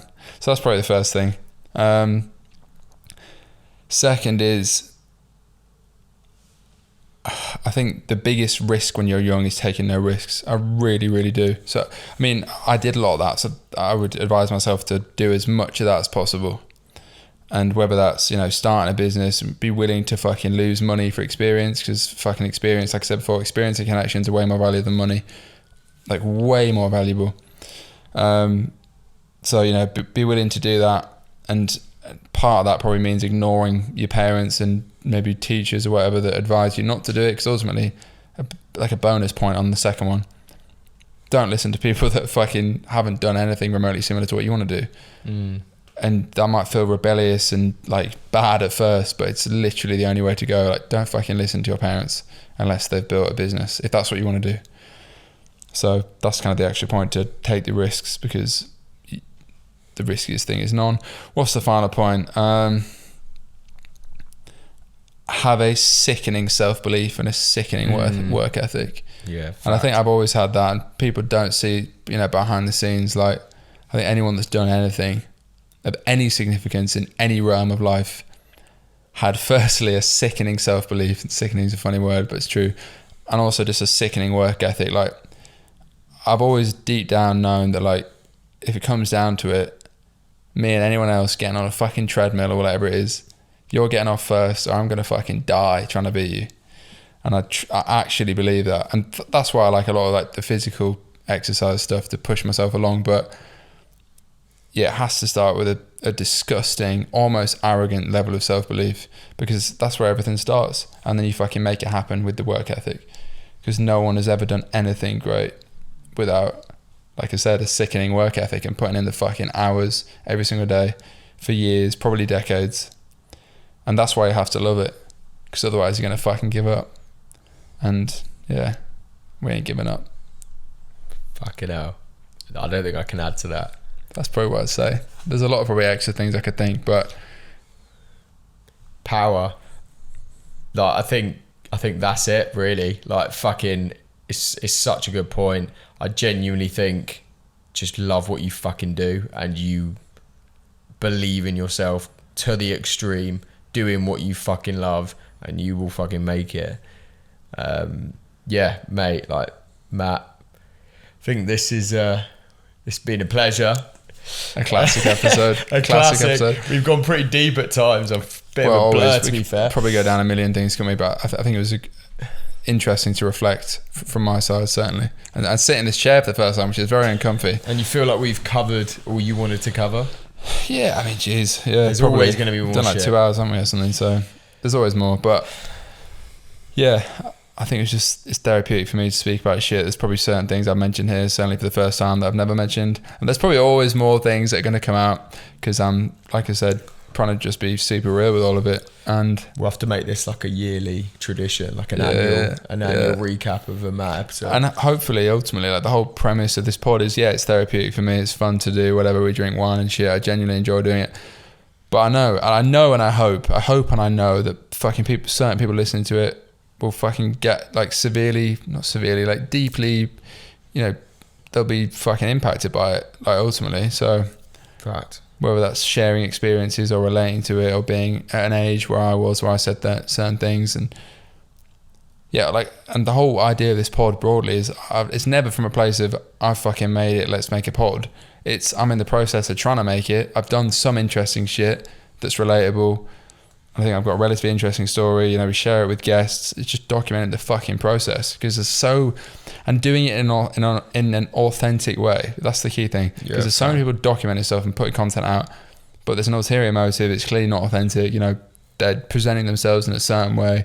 And I truly believe the shit we put out on this pod is just more real than 99.99% of content on the internet. I genuinely believe that. So whether that's right or not, I fucking believe it. Yeah, I think you're a great exemplifier of like, Gary Vee said it a few times. It's the whole idea of document, don't create. Yeah. Genuinely, if you struggle as a person to make content, just fucking document what you're doing. Like in its simplest form, the new series that you've started, you're just in front of a camera talking about that last month of Space Goods and what's happening, what went well, what didn't go well. Yeah. And if anything, regardless of the metrics that people get caught up on, just fucking do it for yourself. Like a good friend of mine recently started a brand. He's doing something similar. He's not even advertised it or like pushed it on his socials because it's purely just for him and to look back on. Yeah. So I think that's a big thing. You're a great exemplifier of like just document what you're doing. That's what I'm trying to do. So yeah, the story's going to be fucking biblical. So let's fucking go. Let's fucking have it.